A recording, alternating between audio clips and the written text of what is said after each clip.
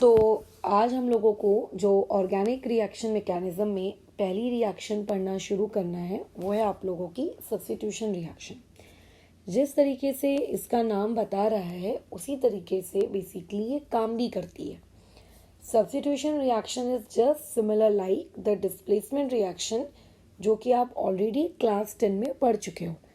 अब क्लास 10 में क्या पढ़ते थे कि आपके पास कोई एक स्ट्रॉन्ग मतलब स्ट्रॉन्ग तो नहीं कहना चाहिए, ज़्यादा रिएक्टिव एलिमेंट आपके क्या करता था, एक कंपाउंड के अंदर से लेस रिएक्टिव एलिमेंट को डिस्प्लेस कर लेता था। बस उसी को तुम लोग क्या कहते थे, आप लोगों का यहाँ पर सब्स्टिट्यूशन रिएक्शन कहते थे, मतलब डिस्प्लेसमेंट रिएक्शन। तो यहाँ पर भी हम लोगों को वही करना है, बस नाम हमने दे दिया है इसका सब्स्टिट्यूशन रिएक्शन।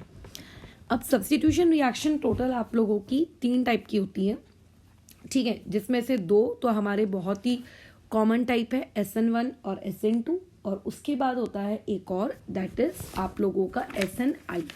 बट आज हम लोग जो रिएक्शन मैकेनिज्म सीखने जा रहे हैं दैट इज आप लोगों का SN1 रिएक्शन। अब पहले तो समझते हैं कि SN1 रिएक्शन होता क्या है, किस तरीके से इसमें काम करना होता है हम लोगों को, और फिर आगे बढ़ते हैं। तो देखो, मान लेते हैं पहले अपन इसके की पॉइंट्स डिस्कस कर लेते हैं एक एक करके, फिर एक करके इसके की पॉइंट्स को समझते जाते हैं। सबसे पहले तो एक बात ध्यान रखेंगे हमेशा कि जनरली, ठीक है, ये पॉइंट्स से सब जनरली रहते हैं। हाँ, अगर मैं कहीं जनरली लिखना भूल जाऊँ तो तुम लोगों को याद रखना है जनरली। सबसे पहले तो आप लोगों के पास अगर आपका सबस्ट्रेट, ठीक है, 3 डिग्री का है, तो 3 डिग्री के जो सबस्ट्रेट होते हैं, ये 3 डिग्री के सबस्ट्रेट आप लोगों को SN1 मैकेनिज्म शो करते हुए देखने को मिलेंगे, ठीक है। अच्छा, अब अगर मान लेते हैं कोई सबस्ट्रेट 1 डिग्री का है तो वो SN1 शो नहीं करता। अगर कोई सबस्ट्रेट 2 डिग्री का है तो उसमें कैसा रहता है, प्रोबेबिलिटी रहती है, और अलग अलग कंडीशंस पे भी ये चीज़ डिपेंड करती है कि वो SN1 करेगा कि वो SN1 नहीं करेगा। बट अगर आपके पास एक 3 डिग्री का सबस्ट्रेट है तो वो डेफिनेटली आप लोगों का क्या करता है, SN1 रिएक्शन को शो करता है। तो मान के चलते हैं कि मेरे पास एक 3 डिग्री की कोई भी एक मॉलिक्यूल है। In general usually SN1 reaction या SN2 रिएक्शन को समझने के लिए हम लोग अल्काइल हैलाइड्स का प्रयोग करते हैं, क्योंकि पहला चैप्टर हम लोग जब आगे ऑर्गेनिक केमिस्ट्री में पढ़ेंगे तो अल्काइल हैलाइड ही पढ़ने वाले हैं। तो मान लो ये आपके पास एक कार्बन है, इससे आपने इस तरीके के और क्या के रखें, कार्बन जोड़ के रखें, ठीक है। अच्छा, इसमें मैं वेज बना रही हूँ और डैश भी बना रही हूँ, क्योंकि ऑब्वियस है हम लोगों को हर रिएक्शन मैकेनिज्म में उसकी स्टोक्योमेट्री भी पढ़नी पड़ती है कि किस तरीके से स्टोक्योमेट्री में, नॉट स्टोक्योमेट्री, स्टीरियोकेमिस्ट्री में क्या चेंजेस आए हैं। मान के चलते हैं ये आपके पास एक 3 डिग्री क्या है, अल्काइल हैलाइड मैंने दिया। होता ये है कि अगर इस 3 डिग्री अल्काइल हैलाइड में हम लोग क्या करते हैं, पानी डाल देते हैं, ठीक है। इसमें मैंने क्या डाल दिया, लेट से पानी डाल दिया। तो पानी डालने से ये होता है कि बेसिकली ये आप लोगों का एक प्रोडक्ट फॉर्म करता है। अब ये जो प्रोडक्ट इसने फॉर्म किया वो किस तरीके का रहेगा, आपका कार्बन, ऊपर में R। अभी मैं स्टोक्योमेट्री स्टीरियोकेमिस्ट्री के बारे में बात नहीं करूँगी, सिर्फ यहाँ पे प्रोडक्ट में लिख देती हूँ, ठीक है। ये यहाँ पे कुछ इस तरीके का ये चीज़ हुई, ये बराबर ये ऐसा हो गया आप लोगों का, ये ऐसा, ये आप लोगों को प्रोडक्ट मिला। अब होता क्या है कि हमारा एक चैप्टर होता है फिजिकल केमिस्ट्री में जिसे हम रिएक्शन इंटरमीडिएट कहते हैं। सॉरी, मेरा एक्चुअली नींद काफ़ी आ रही है, रात हो गई है, मे बी केमिकल काइनेटिक्स कहते हैं। केमिकल काइनेटिक्स वाले चैप्टर में आपका काम ही यही होता है कि आप रेट पता करते हो, मतलब कोई भी रिएक्शन किस रेट से आगे जा रही है ना। उस रिएक्शन में जो उसके सबस्ट्रेट होते हैं या फिर जो उसके क्या कहो आप रिएजेंट होते हैं, वो सबस्ट्रेट और रिएजेंट में चेंजेस करने से, मतलब क्वांटिटी कम करने से, क्वांटिटी ज़्यादा करने से किस तरीके से आपकी रिएक्शन की रेट को फ़र्क पड़ता है, ये चीज़ हम लोग केमिकल काइनेटिक्स में वहाँ पे करते हैं, ठीक है। तो मान लेते हैं एक केमिकल काइनेटिक्स का एक्सपेरिमेंट कंडक्ट किया गया इस रिएक्शन को लेकर। अब जानते हो इन दोनों को मिलाकर ही हम लोग रिएक्टेंट कहेंगे, इन दोनों को हम लोग क्या कहते हैं, रिएक्टेंट कहते हैं, है ना। अब देखो, आप केमिकल काइनेटिक्स में क्या सीखोगे कि आपका जो रेट होता है, ठीक है, आप केमिकल काइनेटिक्स में सीखोगे कि आपका जो रेट होता है वो डायरेक्टली प्रोपोर्शनल होता है कंसंट्रेशन ऑफ रिएक्टेंट्स। अब रिएक्टेंट हो सकता है 1 हो सकता है 2 हो सकता है 3 हो, और पावर में होता है ए ऑर्डर। अब ऑर्डर नामक चीज़ क्या है वो आप केमिकल काइनेटिक्स में जब सीख जाओगे ना तब अपन बातचीत करेंगे, भी फिलहाल नहीं। वैसे भी मैं बता दूँ, ये ऑर्डर आप लोगों की एक एक्सपेरिमेंटली डिटरमाइंड क्वांटिटी होती है। ठीक है, आप इसको एक्सपेरिमेंटली डिटरमाइंड क्वांटिटी होती है। अगर आप इसको एक्सपेरिमेंटली ढूंढ के लिखते हो, आप इसको कैलकुलेट नहीं करते हो, मतलब थियोरटिकली नहीं करते हो, आप एक्सपेरिमेंटली वैल्यूज निकालते हो, उससे कैलकुलेट करके यहाँ पुट करते हो। अच्छा, तो अब हमने ये देखा कि जो रिएक्शन का रेट है वो रिएक्टेंट्स पे डिपेंड करता है, यूजुअली प्रोडक्ट पे डिपेंड नहीं करता है ना। अच्छा, अब इसमें मैंने देखा कि मेरे पास तो ये दो रिएक्टेंट है, तो देयरफॉर मुझे ऐसा लगता था, मेरा ऐसा एक्सपेक्टेशन थी कि जो मेरी रिएक्शन का रेट होना चाहिए वो डिपेंड करना चाहिए अल्काइल हैलाइड की कंसंट्रेशन पे भी, समझ रहे हो, और साथ ही साथ में रिएक्टेंट के पास एक्वस KOH भी है, तो वो एक्वस KOH की कंसंट्रेशन पे भी डिपेंड करना चाहिए। बट जब हमने रिएक्शन पूरी कंप्लीट कर ली, जब हमने ये सारी चीज़ें देखी, तो रियलिटी देखो कुछ हमें इस तरीके की मिलती है। रियलिटी हम लोगों को ये मिलती है कि हमारा जो रेट है वो अल्काइल हैलाइड की कंसंट्रेशन पर तो डिपेंड कर रहा है, नो डाउट, कोई दिक्कत नहीं है, ठीक है। लेकिन आप लोगों का जो रेट है वो आपके एक्वस KOH की कंसंट्रेशन पर डिपेंड नहीं करता, ठीक है। वो क्या हो गया है, उसकी कंसंट्रेशन से इंडिपेंडेंट हो गया है। तो यहीं पे हमारा दिमाग चला, यार ऐसे कैसे। तो हमने सोचा कि ज़रूर मतलब उस रिएक्शन में कुछ ऐसा हो रहा है जो हम पकड़ नहीं रहे। मतलब ऑब्वियसली मैंने आपको रिएक्शन 1 स्टेप में दिखा दी, तो 1 स्टेप में आप रिएक्शन को देखकर पकड़ नहीं पा रहे हो कि यार उस रिएक्शन में आखिर ऐसा क्या हो रहा है। तो हमने सोचा कि चलो इस रिएक्शन की मैकेनिज्म समझते हैं कि आखिर क्यों SN1 रिएक्शन में आपका जो रेट है वो सिर्फ अल्काइल हैलाइड पे डिपेंड करता है और ना कि आपके एक्वस KOH पे। ध्यान रखना, इससे रिलेटेड बहुत सारे क्वेश्चंस क्रिएट किए जाते हैं कि इमेजिन करिए अगर आपने एक्वस KOH की कंसंट्रेशन को पहले के मुकाबले ट्रिपल कर दिया तो बताओ रेट पे क्या असर पड़ेगा। तो हमको साफ साफ दिख रहा है कि रिएक्शन SN1 है। अब अगर SN1 रिएक्शन है तो KOH की कंसंट्रेशन पे तो वो डिपेंड ही नहीं करती। अगर वो KOH की कंसंट्रेशन पे डिपेंड ही नहीं करती तो आप चाहे ट्रिपल करो या फिर अगर आप 10 टाइम्स करो, रेट से क्या फ़र्क पड़ेगा, समझ रहे हो। तो इसीलिए ये पॉइंट बहुत ही इंपॉर्टेंट है, वो किस पे डिपेंड करता है और किस पे डिपेंड नहीं करता है। इस पॉइंट से रिलेटेड न्यूमेरिकल टाइप क्वेश्चन आपसे पूछे जा सकते हैं। डायरेक्टली तो देखो ये पूछने से रहा है, डायरेक्टली चीज़ें कभी नहीं पूछी जाती हैं। तो हमने सोचा कि चलो एक काम करते हैं, रिएक्शन की मैकेनिज्म को समझते हैं कि आखिर उस पूरी प्रोसेस में ऐसा क्या हुआ होगा जिसकी वजह से आपकी जो रिएक्शन की रेट है वो सिर्फ और सिर्फ आपके अल्काइल हैलाइड पे डिपेंड कर रही है, ना कि एक्वस KOH पर, ठीक है। तो हम मैकेनिज्म देखने गए, तो हमने मैकेनिज्म में ये देखा कि जब हम लोगों के पास एक अल्काइल हैलाइड था, ठीक है, एक 3 डिग्री का अल्काइल हैलाइड लिए हैं, तुमको तो पता ही है बात। तो जब आपके पास एक 3 डिग्री का अल्काइल हैलाइड था और 3 डिग्री के अल्काइल हैलाइड को हम लोग देते हैं क्या, बताइए। हम लोगों ने 3 डिग्री के अल्काइल हैलाइड को दिया, वहाँ पर आप लोगों का क्या नाम है, आपका रिएजेंट। अब रिएजेंट यानी कि OH नेगेटिव है ना, रिएजेंट यानी कि OH नेगेटिव। अब रिएजेंट चाहता है कि मैं आऊँ और इस पर्टिकुलर कार्बन पे जो X लगा है उसको हटाऊँ और उसकी जगह मैं खुद आकर विराजमान हो जाऊँ। बट ये काम मुमकिन नहीं है। क्यों मुमकिन नहीं है? क्योंकि ये जो अल्काइल हैलाइड आपने लिया है ये 3 डिग्री का अल्काइल हैलाइड है, ये बहुत ही ज़्यादा क्राउडेड स्पेस है, क्राउडेड, ठीक है। तो ये कैसा है, अलाउ नहीं करता किस चीज़ को, कि आप लोगों का जो न्यूक्लियोफाइल है, ठीक है, निगेटिव चार्ज वाली स्पीशीज, वो न्यूक्लियोफाइल को अलाउ नहीं करता कि वो अंदर आए और X की जगह ले और X को हटाए, वो अलाउ ही नहीं करता। तो आप क्या करते हो, आप क्या करते हो कि सबसे पहले ये रिएक्शन ज़रूर क्या हो रही होगी, X को बाहर निकाल रही होगी, ठीक है। इस रिएक्शन में ज़रूर आपका जो X है हेलोजन वो पहले निकल रहा होगा बाहर, यानी कि यहाँ पे ये जो 2 इलेक्ट्रॉन्स हैं, ये दोनों इलेक्ट्रॉन्स लेकर आपका X क्या हो रहा होगा, बाहर जा रहा होगा। चलो भैया चलते हैं घर छोड़कर। तो बाहर जब ये X निकल गया, ठीक है, तो बताओ क्या बना होगा, आपका कंपाउंड कैसा बना होगा, कार्बन, ऊपर में R, यहाँ पे आप लोगों की ये R', यहाँ पे आप लोगों के पास ये वेज पोजिशन, यहाँ पे हो गया R', यहाँ पे क्रिएट हो गया, बोलो क्या, कार्बोकेटायन।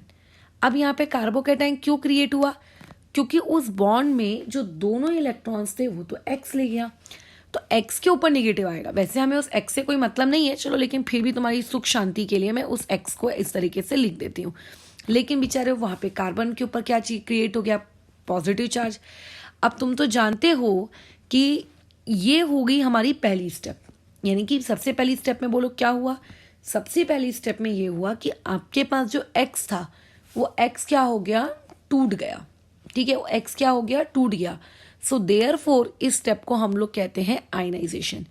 ठीक है, इसको हम लोग क्या कहते हैं, आयोनाइजेशन। देखो ना, एक X निगेटिव क्रिएट हो गया ना, आयनाइज हो गया आपका RX। अच्छा, आयनाइज तो हुआ ही हुआ, साथ ही साथ में बताओ यहाँ पे क्या क्रिएट हुआ, यहाँ पे कार्बोकैटायन क्रिएट हुआ। और कार्बोकैटायन इस क्वेश्चन में कौन है, इस पूरी रिएक्शन में कौन है, रिएक्शन इंटरमीडिएट है। ये इस पर्टिकुलर टॉपिक का, इस पर्टिकुलर की क्लास का आज का कौन है, रिएक्शन इंटरमीडिएट। और जहां भी दुनिया में, ठीक है, कार्बोकैटायन बनता है, वहां पे तुम लोगों को एक बात हमेशा याद रखनी है कि रीअरेंजमेंट माइट बी पॉसिबल। अब रीअरेंजमेंट क्या होता है ये तुमको नहीं आता है तो मान नहीं सकती।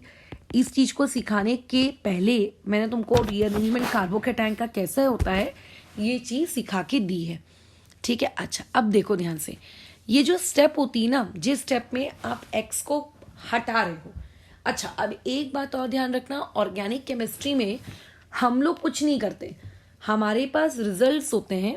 अब वो रिजल्ट्स वैसे क्यों आए, ठीक है, वो रिजल्ट्स वैसे क्यों आए उसको एक्सप्लेन करने के लिए हम लोग मैकेनिज्म प्रपोज करते हैं कि कौन सी बेस्ट मैकेनिज्म उस रिजल्ट को समझा सकती है।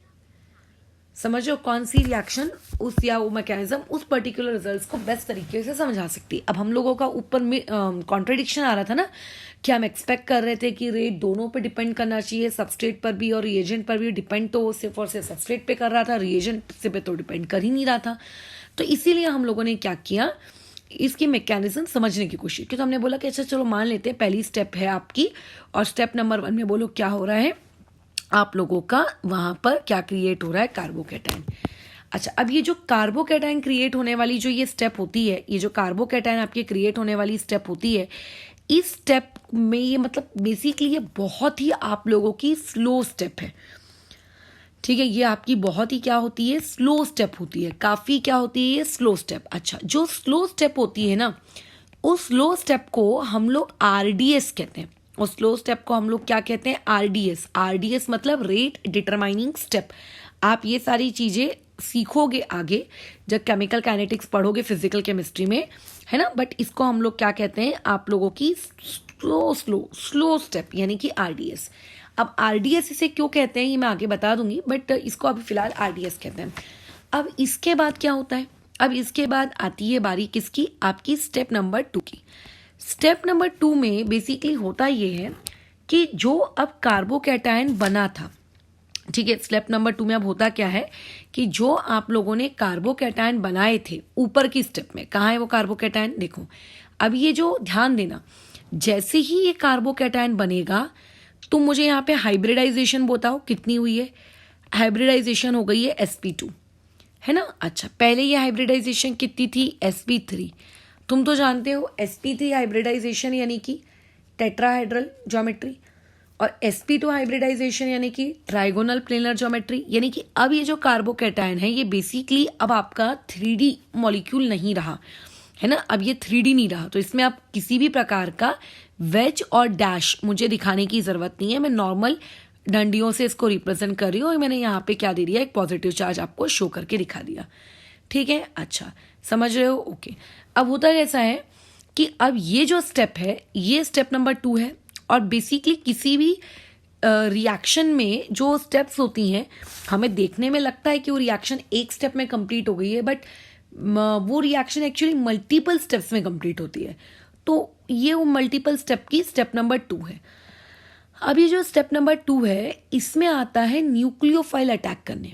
न्यूक्लियोफाइल मतलब कोई भी निगेटिवली चार्ज स्पीशीज। अब न्यूक्लियोफाइल क्या होते हैं ये तुमको ऑलरेडी हम सिखाए हैं, तो वापस से सिखाने की नीड नहीं है, ठीक है। अब ये आता है भैया न्यूक्लियोफाइल। अब न्यूक्लियोफाइल को अटैक करना है, अटैक करना है इन द सेंस बॉन्ड बनाना है। तो फर्स्ट स्टेप अगर स्लो है तो उसके रिस्पेक्ट में अब जो बाकी की स्टेप्स होती हैं ना वो फास्ट होती हैं। ऐसा नहीं होता कि दूसरी भी कोई स्लो स्टेप एग्जिस्ट कर रही होगी, ऐसा नहीं है ना, वो इकलौती आपकी स्लो स्टेप है। अब बोलो क्या होगा, ये न्यूक्लियोफाइल कहाँ अटैक करेगा? ऑब्वियस है, न्यूक्लियोफाइल यानी कि निगेटिव चार्ज। अगर वो निगेटिव चार्ज है तो ज़रूर उसको अटैक कहाँ करना अच्छा लगता होगा, वो डेफिनेटली खुद को वहां पे अटैक करना पसंद करवाएगा जहाँ पॉजिटिव चार्ज दिख रहा है उसको। तो पॉजिटिव चार्ज बोलो उसको कहाँ दिखता है, उसको कार्बन पे दिखता है। तो ये न्यूक्लियोफाइल बोल रहा है कि चलो मैं कार्बन पे अटैक करता हूँ। ठीक है भैया, करो। अब देखो अटैक करने के दो तरीके होते हैं यहाँ पर, ठीक है। यहाँ पे अटैक करने के उसके दो तरीके होते हैं न्यूक्लियोफाइल के। हो सकता है आपका न्यूक्लियोफाइल टॉप से अटैक करे। मैं टॉप को येलो मार्किंग से इंडिकेट कर रही हूँ, ठीक है, येलो कलर से मैं इंडिकेट कर रही हूँ। देखो ये न्यूक्लियोफाइल आएगा और इस तरीके से ऊपर ये टॉप ये यहां से अटैक करेगा, ये एक पॉसिबिलिटी हो सकती है। और दूसरी पॉसिबिलिटी यहां पे ये हो सकती है कि आपका जो न्यूक्लियोफाइल है ऊपर से अटैक ना करते हुए ये न्यूक्लियोफाइल कहां से अटैक करे, बॉटम से अटैक करे, ठीक है। बॉटम वाले अटैक को हम लोग ये स्काई ब्लू कलर से इंडिकेट करते हैं, ब्लू कलर से।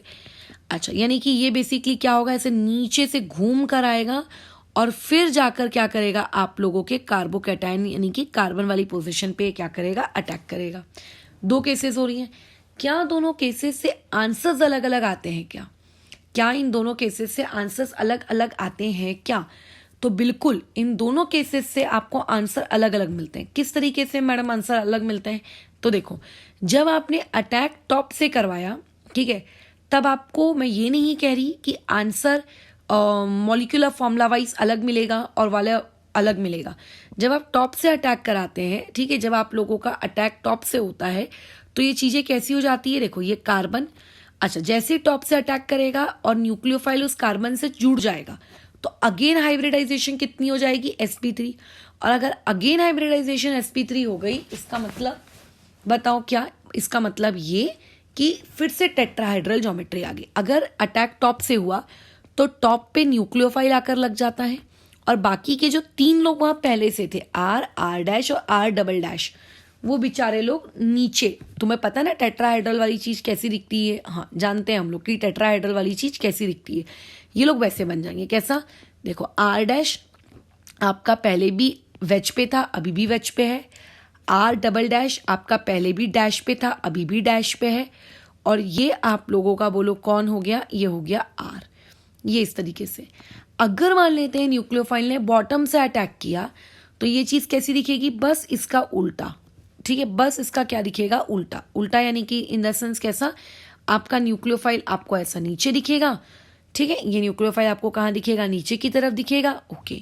और उसके अलावा क्या, उसके अलावा ये कि यहाँ पर आप लोगों का क्या हो जाना है, ये वाली चीज आपकी हो जाएगी यहाँ पर आर डैश, ये हो गया आपका आर डैश, ठीक है। यहाँ पे आ गया आपका आर डबल डैश और यहाँ पे आ गया आप लोगों का क्या, सिंपल सा आर, ठीक है। ये दिख रहा है, ये इस तरीके से प्रोबेबिलिटी है उसके अटैक करने की। अब यहाँ पे ये अटैक तो हो गया, अच्छा आप लोगों को प्रोडक्ट भी मिल गया। तो इसमें क्या ये प्रोडक्ट एक दूसरे से अलग दिख रहे हैं क्या? ये प्रोडक्ट एक दूसरे से मॉलिक्यूलर फॉर्मूला वाइज या फिर कंपोजिशन वाइज मैं कहूँ तो अलग नहीं दिख रहे, है ना। उसके पास भी एक कार्बन, इसके पास भी एक कार्बन, उसके पास भी एक न्यूक्लियोफाइल, इसके पास भी एक न्यूक्लियोफाइल। बट अगर मैं इनकी स्टीरियो केमिस्ट्री देखूं तो स्टीरियो केमिस्ट्री इनकी अलग है। कैसे, एक में अगर आप चेक करोगे तो न्यूक्लियोफाइल ऊपर से है और दूसरी तरफ न्यूक्लियोफाइल नीचे से, तो सिर्फ स्टीरियो केमिस्ट्री इनकी अलग है। सो बेसिकली इस टाइप के कंपाउंड्स जब हमें मिलते हैं तो उनके मिक्सचर को हम लोग कहते हैं क्या, रैशमिक मिक्सचर। ये आप लोग स्टीरियो केमिस्ट्री में सीखते हो, इसको हम लोग क्या कहते हैं, रैशमिक मिक्सचर। तो SN1 रिएक्शन में हम लोगों को क्या मिलता है, रेशमिक मिक्सचर मिलता है, ठीक है। ये सबसे पहला पॉइंट नंबर 1, हमें क्या मिलता है, रेशमिक मिक्सचर मिलता है। अच्छा, दूसरा सबसे जरूरी पॉइंट एक और ध्यान दीजिए इस पर कृपया करके, आपका जो ओरिजिनल सबस्ट्रेट था उस ओरिजिनल सबस्ट्रेट में हमारा जो एक्स था, अच्छा मैंने ओरिजिनल सबस्ट्रेट के रिस्पेक्ट में अलग आंसर बना दिया क्या? अरे यार 2 मिनट रुको, इसको चेंज कर लेते हैं। एक्स को मैं यहाँ कर देती हूँ,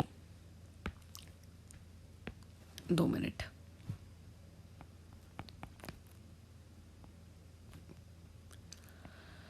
ठीक है, अब देखो, ठीक है, ये मैंने चेंज कर दिया है उसको ओरिजिनल सबस्ट्रेट के रिस्पेक्ट में, ठीक है ना। अच्छा, अब ओरिजिनल सबस्ट्रेट में आपका एक्स कहाँ था? ऊपर था, राइट। आपका एक्स कहाँ था? ऊपर था।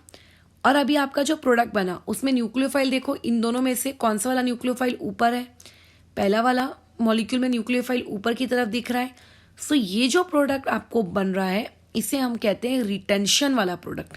इसे कौन सा वाला प्रोडक्ट कहते हैं? रिटेंशन। मतलब जैसी ज्योमेट्री रिएक्शन से पहले थी वही सेम ज्योमेट्री रिएक्शन के बाद भी है, लेकिन जो नीचे है उसमें क्या हो रहा है कि x पहले ऊपर हुआ करता था और अब x आप लोगों का क्या है? नीचे चला गया है। सो इसको हम लोग क्या कहते हैं? इन्वर्जन वाला प्रोडक्ट कहते हैं। इसे कौन सा वाला प्रोडक्ट कहते हैं? इन्वर्जन वाला प्रोडक्ट कहते हैं। बस बन गया हमारा पूरा प्रोडक्ट। अच्छा, अब इसमें बस एक बात तुम्हें ध्यान रखनी है कि हम जो ये स्टेटमेंट लिखते हैं कि रिएक्शन की जो रेट है वो रिएक्टेंट पर डिपेंड करती है ना। अच्छा, ये रिएक्टेंट पे डिपेंड करती है लेकिन ऑफ आरडीएस, मतलब जो रिएक्शन का आरडीएस होता है ना, रेट डिटरमाइनिंग स्टेप, उसके रिएक्टेंट पे डिपेंड करती है। अब ये पूरी रिएक्शन टोटल 2 स्टेप्स में हो रही है, जिसमें से यहां पर आपकी स्टेप नंबर 1 बोलो क्या है? आरडीएस है।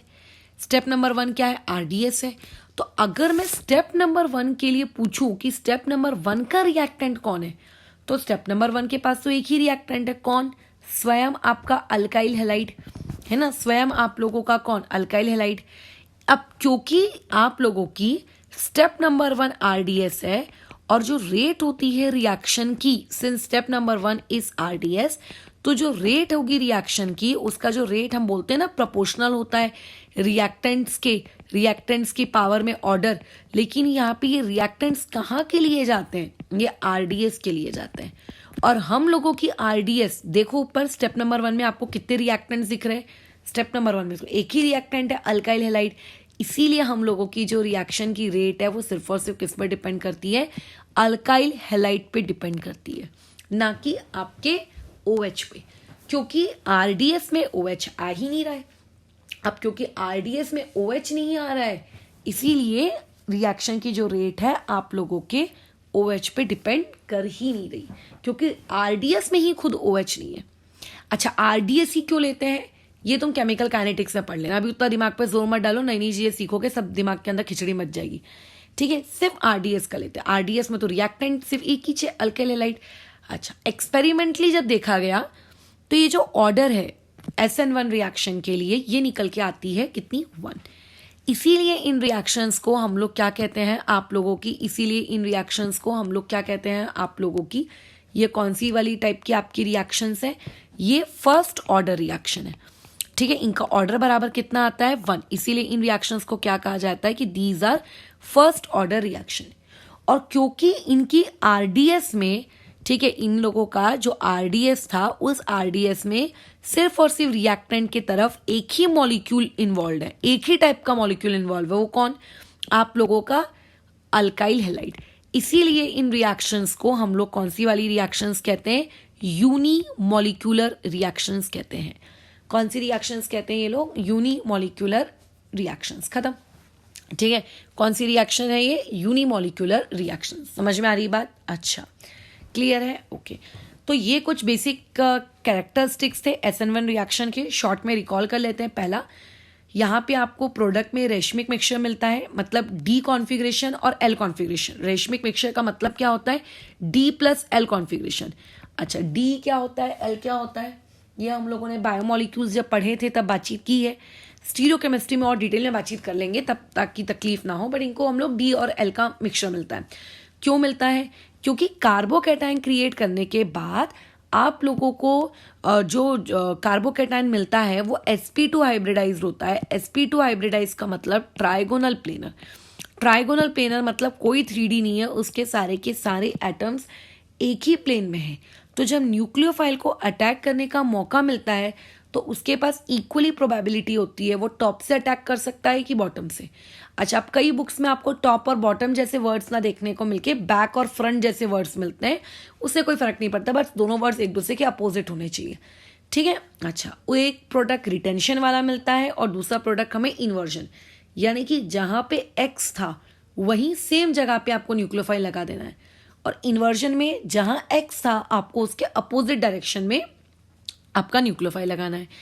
दूसरी सबसे इंपॉर्टेंट चीज, इस पूरी रिएक्शन का रिएक्शन इंटरमीडिएट कौन है? कार्बोकैटायन।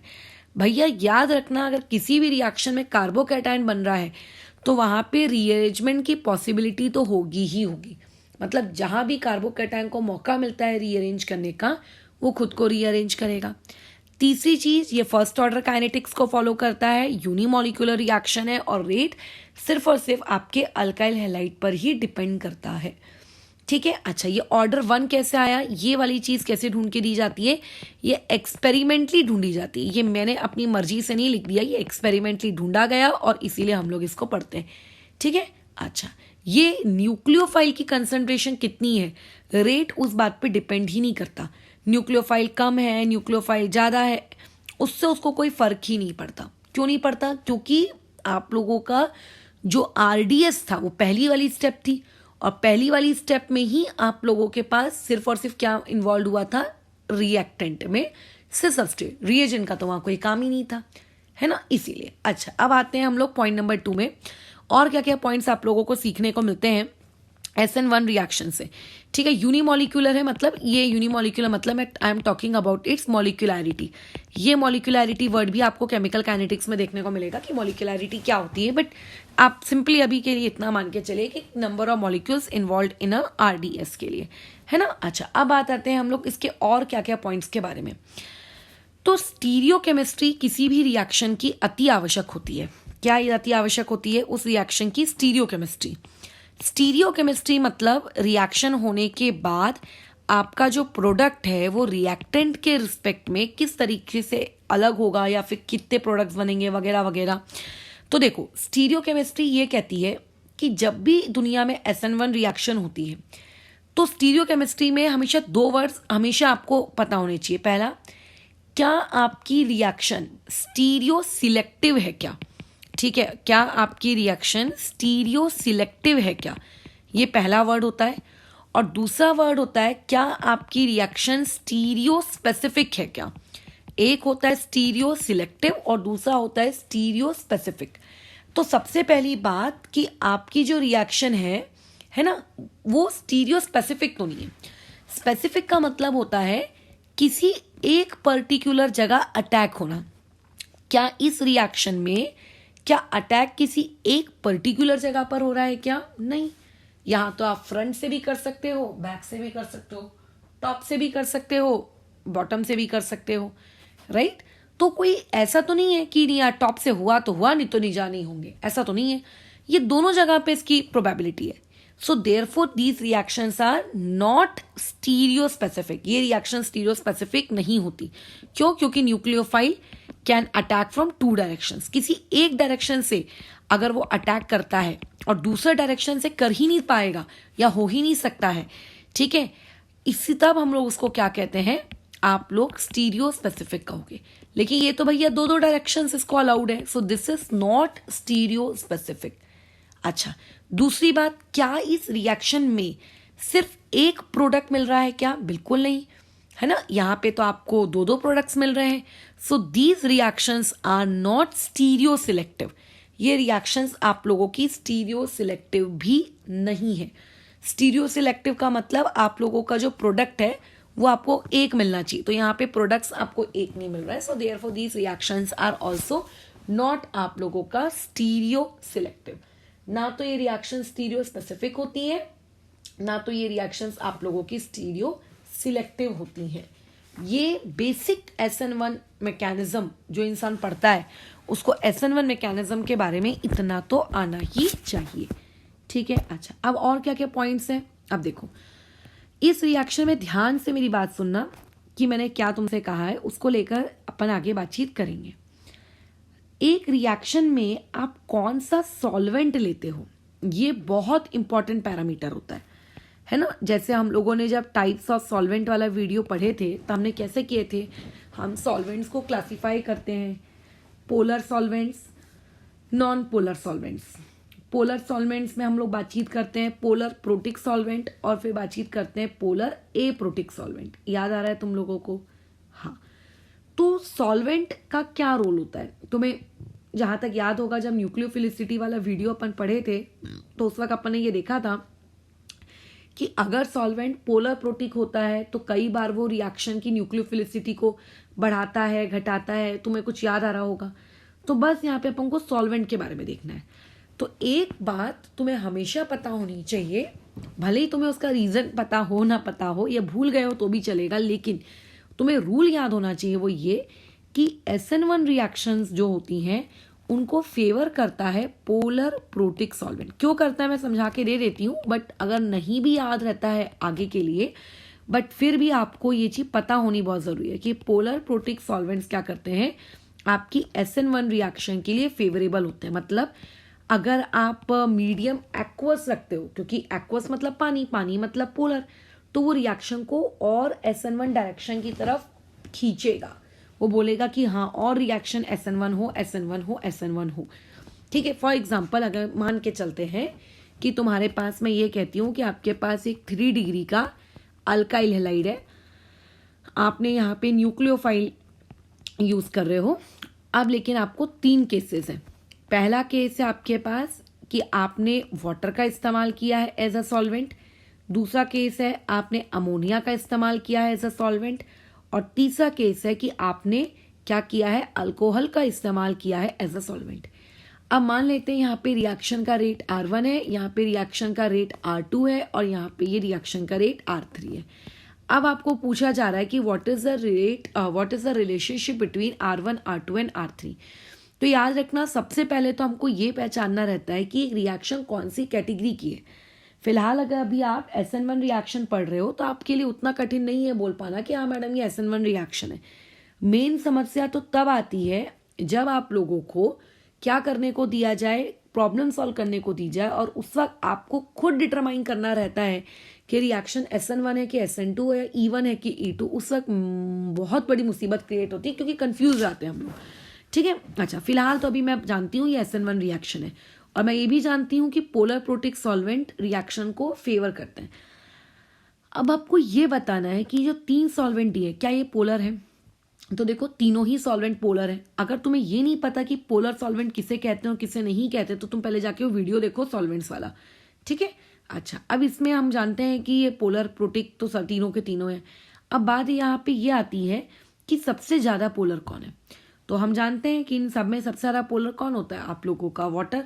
उसके बाद कौन होता है, अल्कोहल। मतलब अगर मैं यहाँ पे सॉल्वेंट्स के पोलर प्रोटिक होने का, ठीक है, सॉल्वेंट्स के पोलर प्रोटिक होने का ऑर्डर अगर मैं यहाँ पे जमाऊं कि आपका कौन सा वाला सॉल्वेंट ज्यादा पोलर प्रोटिक है, तो पूरी दुनिया जानती है कि पानी ज्यादा पोलर प्रोटिक है, उससे कम अल्कोहल और उससे कम NH3।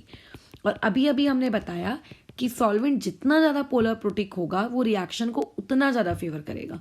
Answer will be this. ये देखो, ये ऐसे छोटे छोटे सवाल आप लोगों को मेंस वगैरह में क्रिएट होकर मिलते हैं। हमें लगता है कि ये चीजें आउट ऑफ द सिलेबस गई हैं, but out of the syllabus नहीं जाती हैं। सब कुछ हमारे विद इन द सिलेबस का ही काम होता है। बस फर्क इतना है कि हम लोग चीजों को ध्यान से देखते नहीं है ना। अच्छा, अब बात ये आती है कि आखिर ऐसा हुआ क्यों, बताओ क्यों आखिर ऐसा पोलर प्रोटिक सॉल्वेंट में डालने से आप लोगों का ऐसा क्या होता है कि ये उस रिएक्शन को फेवर करता है ना। आखिर ऐसा क्या होता है यहाँ पे। तो या फिर अगर मान लेते हैं मैंने पोलर प्रोटिक की जगह यहाँ पर अगर पोलर ए प्रोटिक डाल दिया होता, तब क्या हुआ होता, बताओ। अच्छा, तो अभी हम लोग समझते हैं कि इसका आखिर रीजन क्या है। अब वो डिपेंड किया तुम्हें याद रहे न रहे वो अलग बात है, बट रिजल्ट तुम्हें याद रहना चाहिए। ठीक है ना। अच्छा, अब जब तुम पोलर सॉल्वेंट का प्रयोग करते हो, देखो बेसिकली हो क्या रहा है, हम लोग RX को तोड़ रहे हैं। हम X अलग कर रहे हैं फर्स्ट स्टेप में, और हम R अलग कर रहे हैं। यानी कि पहली स्टेप हम लोगों की क्या होती है, स्टेप नंबर 1 में हम लोग आयंस क्रिएट करते हैं। स्टेप नंबर 1 में हम लोग क्या करते हैं, आयंस को क्रिएट करते हैं। क्या ये बात समझ में आ रही है, आयंस क्रिएट किए जाते हैं। ठीक है, फर्स्ट वाली स्टेप में आप क्या करते हो, आयंस क्रिएट करते हो। अच्छा, अब उसके बाद तुम तो जानते ही हो कि जैसे ही आयंस क्रिएट होते हैं और अगर मान लेते हैं आपने एक पोलर प्रोटिक सॉल्वेंट का इस्तेमाल किया है, तो वो जो पोलर प्रोटिक सॉल्वेंट है वो आकर क्या करेगा, उन आयंस को घेर लेगा, बराबर है ना। पोलर सॉल्वेंट अगर आप यूज करे हो तो वो उन आयंस को आके क्या कर लेगा, घेर लेगा, जिसको हम लोग कहते हैं सॉल्वेशन करवा रहा है ना। अच्छा, अब आयंस जो होते हैं उन आयंस को आकर, जैसे मान लेते हैं आपके पास एक पॉजिटिव आयन है तो उसको सॉल्वेंट आके क्या कर लेता है, घेर लेता है। पानी लेते हो तो उसको हाइड्रोलिसिस कहते हैं, कोई दूसरा सॉल्वेंट लोगे तो उसको आप लोग सॉल्वेशन कहोगे। तो मैं कोई भी एक पोलर प्रोटिक सॉल्वेंट ले रही हूँ, तो कोई भी अगर आपने पोलर प्रोटिक सॉल्वेंट लिया तो वो आयंस को आकर इस तरीके से क्या करता है, घेर लेता है, राइट। जैसे सॉल्वेंट का जो निगेटिव पार्ट होगा वो इस आयन को अट्रैक्ट करेगा, है ना, वो इस आयन को अट्रैक्ट करेगा। अब मान लेते हैं इस आयन से थोड़ा टूटा फूटे तरीके से एक आपका निगेटिव पार्ट भी जुड़ा हुआ है, तो जो सॉल्वेंट का पॉजिटिव पार्ट होगा वो उस निगेटिव पार्ट को अट्रैक्ट करेगा। यानी कि बेसिकली तुम इसको समझो कि ये इसको खींच रहा है, ये वाला हिस्सा इसको खींच रहा है, तो बेसिकली ये दोनों आपस में बीच में क्या होने लगता है, ये ब्रेक होने लगते हैं, टूटने लगते हैं। तो इनडायरेक्टली मैं ये कह सकती हूँ कि जब भी हम लोग पोलर प्रोटिक सॉल्वेंट लेते हैं तो पोलर प्रोटिक सॉल्वेंट आयनाइजेशन को सपोर्ट करते हैं, यानी कि कार्बोकैटायन बनाने में हेल्प करते हैं, ठीक है। अगर आप पोलर प्रोटिक सॉल्वेंट लेते हो तो आयंस क्रिएट होते हैं और इस आयंस के क्रिएट होने में हम लोगों की हेल्प कौन करते हैं, आप लोगों के पोलर प्रोटिक सॉल्वेंट्स करते हैं। क्या, कैसे करके, आप लोगों के सॉल्वेशन करके। ये पोलर प्रोटिक सॉल्वेंट हम लोगों की क्या करते हैं, हेल्प करते हैं, बस। और क्योंकि इससे हम लोगों का ज़्यादा जल्दी कार्बोकैटायन क्रिएट हो जाता है। अब क्योंकि ज़्यादा जल्दी अगर कार्बोकैटायन क्रिएट होगा तो ऑब्वियस है कि आप लोगों का क्या हो जाएगा, रिएक्शन की जो रेट है वो क्या हो जाएगी, इंक्रीज हो जाएगी, ठीक है। वो क्या हो जाएगी, आप लोगों की इंक्रीज हो जाएगी, ध्यान रखना क्या हो जाएगी, इंक्रीज हो जाएगी। तो इसीलिए polar protic solvent are considered as a good solvent in case of SN1 reaction. SN1 मतलब 3 डिग्री का अगर आपके पास सबस्ट्रेट है तो। लेकिन अगर आप लोगों ने मान लेते हैं कोई पोलर ए प्रोटिक सॉल्वेंट ले लिया होता, ठीक है, क्या ले लिया होता, पोलर ए प्रोटिक सॉल्वेंट। पोलर ए प्रोटिक सॉल्वेंट जानते हो ना क्या होता है, जिसमें डाइपोल तो होगा, मतलब पॉजिटिव नेगेटिव चार्जेस तो होते हैं, बट हाइड्रोजन वहां पे नहीं होता है ना। वहां पे कहीं पे भी आपको क्या नहीं दिखता, H का नामो निशान नहीं दिखता है। अच्छा, अब पोलर ए प्रोटिक सॉल्वेंट की एक सबसे सबसे सबसे इंपॉर्टेंट खास बात ये होती है, जो मैं ऑलरेडी न्यूक्लियोफिलिसिटी में बता चुकी हूँ, मैं फिर से बता देती हूँ, लेकिन ध्यान रखना है तुम लोगों को। अगर मान लेते हैं आपके पास एक पोलर ए प्रोटिक सॉल्वेंट है, ठीक है, पोलर ए प्रोटिक सॉल्वेंट में हम लोग एग्जाम्पल लेते हैं एसीटोन का। जब मैंने तुम लोगों को ये पढ़ाया था सॉल्वेंट्स का टॉपिक, उस वक्त भी मैंने एसीटोन का ही एग्जाम्पल लिया था। मान लेते हैं आप लोगों के पास एक आयन है, लेट्स से पॉजिटिव आयन है, और मैंने एसीटोन बना के रखा है। तो एसीटोन होता क्या है, CH3 C double bond O CH3, बस बेसिकली कीटोन। अब मैं यहाँ पे ऑक्सीजन का डबल बॉन्ड O देती हूँ, ये कार्बन है, यहाँ पे ये CH3 है, यहाँ पे CH3 है, यहाँ पे ऑक्सीजन है, यहाँ डबल बॉन्ड है, यहाँ पे C है, यहाँ पे CH3, बाकी मैं नहीं बना रही। तो जैसा प्रोसेस होती है कि आयंस को आकर आजू बाजू से जो सॉल्वेंट वाले लोग होते हैं वो घेर लेते हैं, तो वही सेम प्रोसेस यहाँ पे भी हो रही है। आजू बाजू के लोग आए और आजू बाजू के सॉल्वेंट ने उस आयन को घेर लिया। अब तुम तो जानते हो आयन के ऊपर पॉजिटिव चार्ज है और यहाँ पे आपके ऑक्सीजन पे पार्शियल नेगेटिव है, तो इन दोनों के बीच में क्या होगा, फोर्स ऑफ अट्रैक्शन होगा। तो बेसिकली आपके पास जो पॉजिटिव आयन होता है, ठीक है, आपका जो पॉजिटिव आयन होता है उसकी तो सॉल्वेशन भैया हो जाती है, अंडरगो सॉल्वेशन, उसको कोई दिक्कत नहीं है, वो आसानी से सॉल्वेट हो जाता है। परंतु अगर मान लेते हैं कोई आपके पास एक निगेटिव आयन होता, तो निगेटिव आयन को बताओ कौन चाहिए होता, उसको सॉल्वेट करने के लिए कौन चाहिए होता, उसको चाहिए होता एक पॉजिटिव पार्ट। अब तुम तो जानते हो कि इस तरीके के जो सॉल्वेंट होते हैं पोलर आपके ए प्रोटिक टाइप के सॉल्वेंट जनरली जिनमें H नहीं होता है है ना, इन वाले लोगों का जो कार्बन होता है ना, क्योंकि देखो इसके ऊपर पार्शियल पॉजिटिव चार्ज है, तो ये पार्शियल पॉजिटिव चार्ज काफी हिडन रहता है। तुम्हें याद होगा मैंने सॉल्वेंट्स वाली चीजों के दौरान भी ये चीज सिखाई थी कि ये वाला जो चार्ज होता है ये ऑक्सीजन के जैसे ज्यादा एक्सपोज्ड नहीं होता है, ये हिडन चार्ज होता है। तो ये आप कह सकते हो कि आप लोगों का जो निगेटिव आयन है ये बेचारा या तो इसका सॉल्वेशन हुआ ही नहीं, ठीक है, कई केसेस में अगर वो आजू बाजू के CH3 ग्रुप बहुत बल्की रहते हैं ना, तो वो उस पॉजिटिव चार्ज को पूरा क्या करके रखते हैं बताओ, कवर करके रखते हैं, वो उसकी पॉजिटिव चार्ज को एक्सपोज नहीं होने देते ताकि वो अट्रैक्शन ना लगा पाए, बराबर वो एक्सपोज नहीं होने देते, वो जो कार्बन है ना वो बचा हुआ रहता है, शील्डेड रहता है। तो या तो सॉल्वेशन होती नहीं है, या तो फिर आप ये कह सकते हो कि निगेटिव आयन की जो सॉल्वेशन है वो बहुत बहुत बहुत बहुत क्या होती है, पुअर होती है। तो जब पोलर प्रोटिक सॉल्वेंट यूज किया जाता है तो चाहे कैटायन हो या चाहे आप लोगों का अनायन हो, दोनों ही बराबर मात्रा में या बराबर प्रोबेबिलिटी के साथ सॉल्वेट होते हैं, वहां पे कोई दिक्कत नहीं होती। लेकिन अगर हमने पोलर प्रोटिक की जगह पे पोलर ए प्रोटिक सॉल्वेंट लेके रखा है, तो पोलर ए प्रोटिक सॉल्वेंट कैटायंस को तो कर लेता है सॉल्वेट, लेकिन बेचारा अनायंस को सॉल्वेट नहीं कर पाता है ना, वो अनायंस को सॉल्वेट नहीं कर पाता है। अब ऐसे में आपका अनायन जो है, अनायन अगर सॉल्वेट नहीं हो पा रहा है, इसका मतलब ये अनायन आपका क्या है, फ्री टू मूव, बराबर है ना, ये क्या है आप लोगों का, फ्री टू मूव है। तो ऐसे में क्या हो जाता है, अब अगर आपने पोलर ए प्रोटिक सॉल्वेंट लेके रखा है, तो वो पोलर ए प्रोटिक सॉल्वेंट आपके आयन को, कौन सा वाला आयन, जैसे ऊपर वाली रिएक्शन में हमारा आयन कौन था, हम लोगों का आयन था वहां पे एक्स निगेटिव। ये एक्स निगेटिव क्या है आप लोगों का, अगर आप मान लेते हैं ए प्रोटिक सॉल्वेंट लेते हो तो ये एक्स निगेटिव आपका फ्री है, राइट, इसको किसी ने पकड़ के नहीं रखा, बराबर। तो ये एक्स निगेटिव तुम्हें नहीं लगता वापस से जाके उस सी पॉजिटिव को फिर से अटैक कर देगा।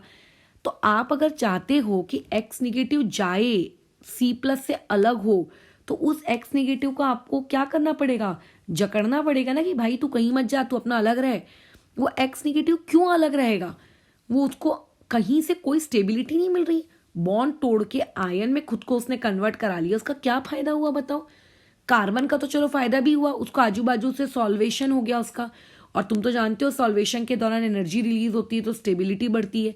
बट एक्स निगेटिव का क्या फायदा हुआ, वो तो निगेटिव चार्ज बना के बैठ गया है। तो इनडायरेक्टली यहाँ का जो लीविंग ग्रुप होता है, जो एक्स निगेटिव होता है, ये फ्री होता है। और अगर ये फ्री होता है तो इसका मतलब उसकी रिएक्टिविटी अभी भी अच्छी खासी है, और अगर उसकी रिएक्टिविटी है तो वापस से आपके सबस्ट्रेट को जाकर वो क्या कर सकता है, अटैक कर सकता है। तो बेसिकली आप जहां से आए हो वापस से वहीं पहुंच जाते हो, वापस से आपका रिएक्टेंट बन जाता है। इसीलिए पोलर ए प्रोटिक सॉल्वेंट आप लोगों के SN1 रिएक्शन के लिए अच्छे नहीं होते, है ना, क्योंकि पोलर ए प्रोटिक सॉल्वेंट में आप आपके जो लीविंग ग्रुप होता है, यानी कि जो निगेटिव पार्ट होता है, उसको आप सॉल्वेट नहीं कर पाते हो, आप उसको जकड़ नहीं पाते हो। तो वो निगेटिव पार्ट बहुत ही फ्री होता है क्या करने के लिए, मूवमेंट करने के लिए। तो वो वापस से वहीं पहुंचा देता है आपको जहां से आप बेसिकली आए हो।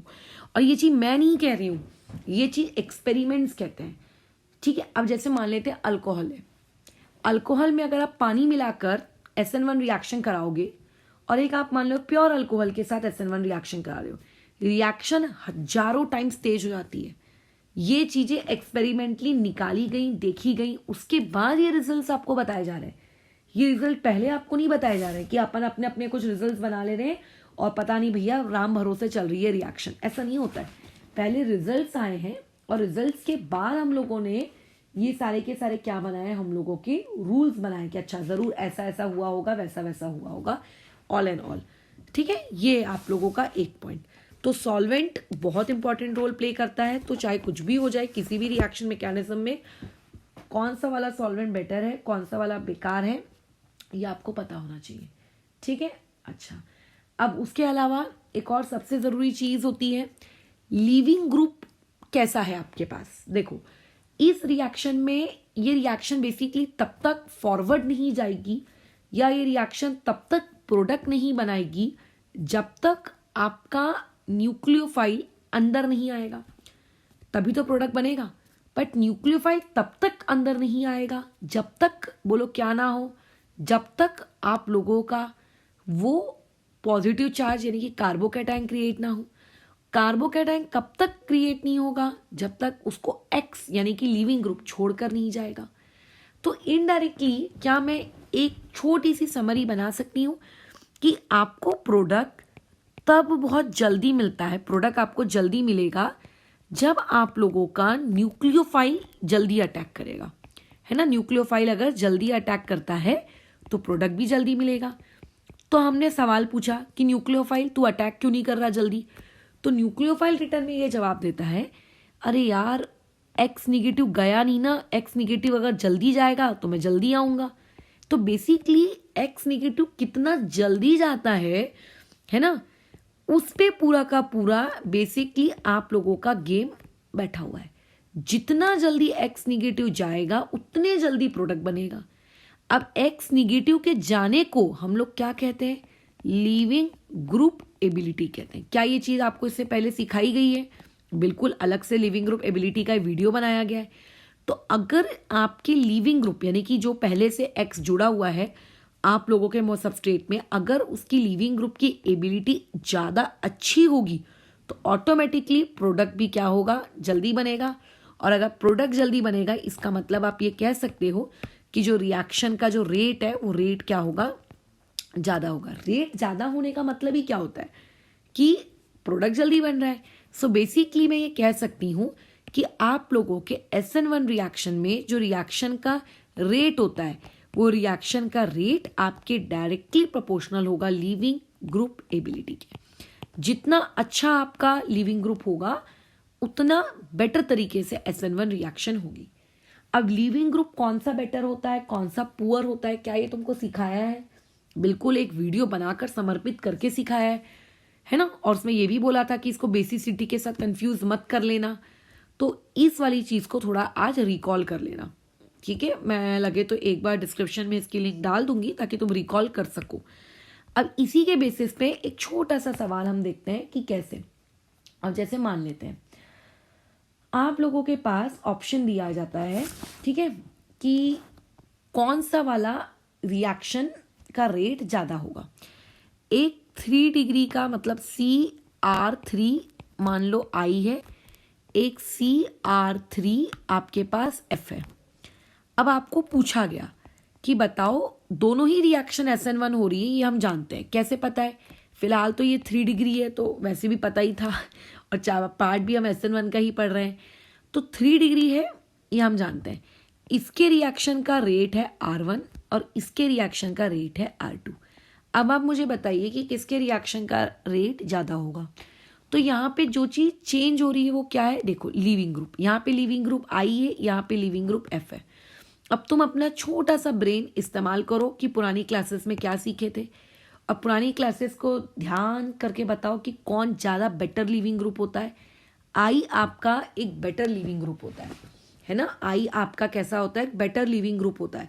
जब हम लोग ग्रुप में जाते हैं, ग्रुप में टॉप टू बॉटम जब हम जाते हैं तो जैसे जैसे साइज बढ़ता है लिविंग ग्रुप की एबिलिटी उतनी ही ज़्यादा बेहतर होती जाती है।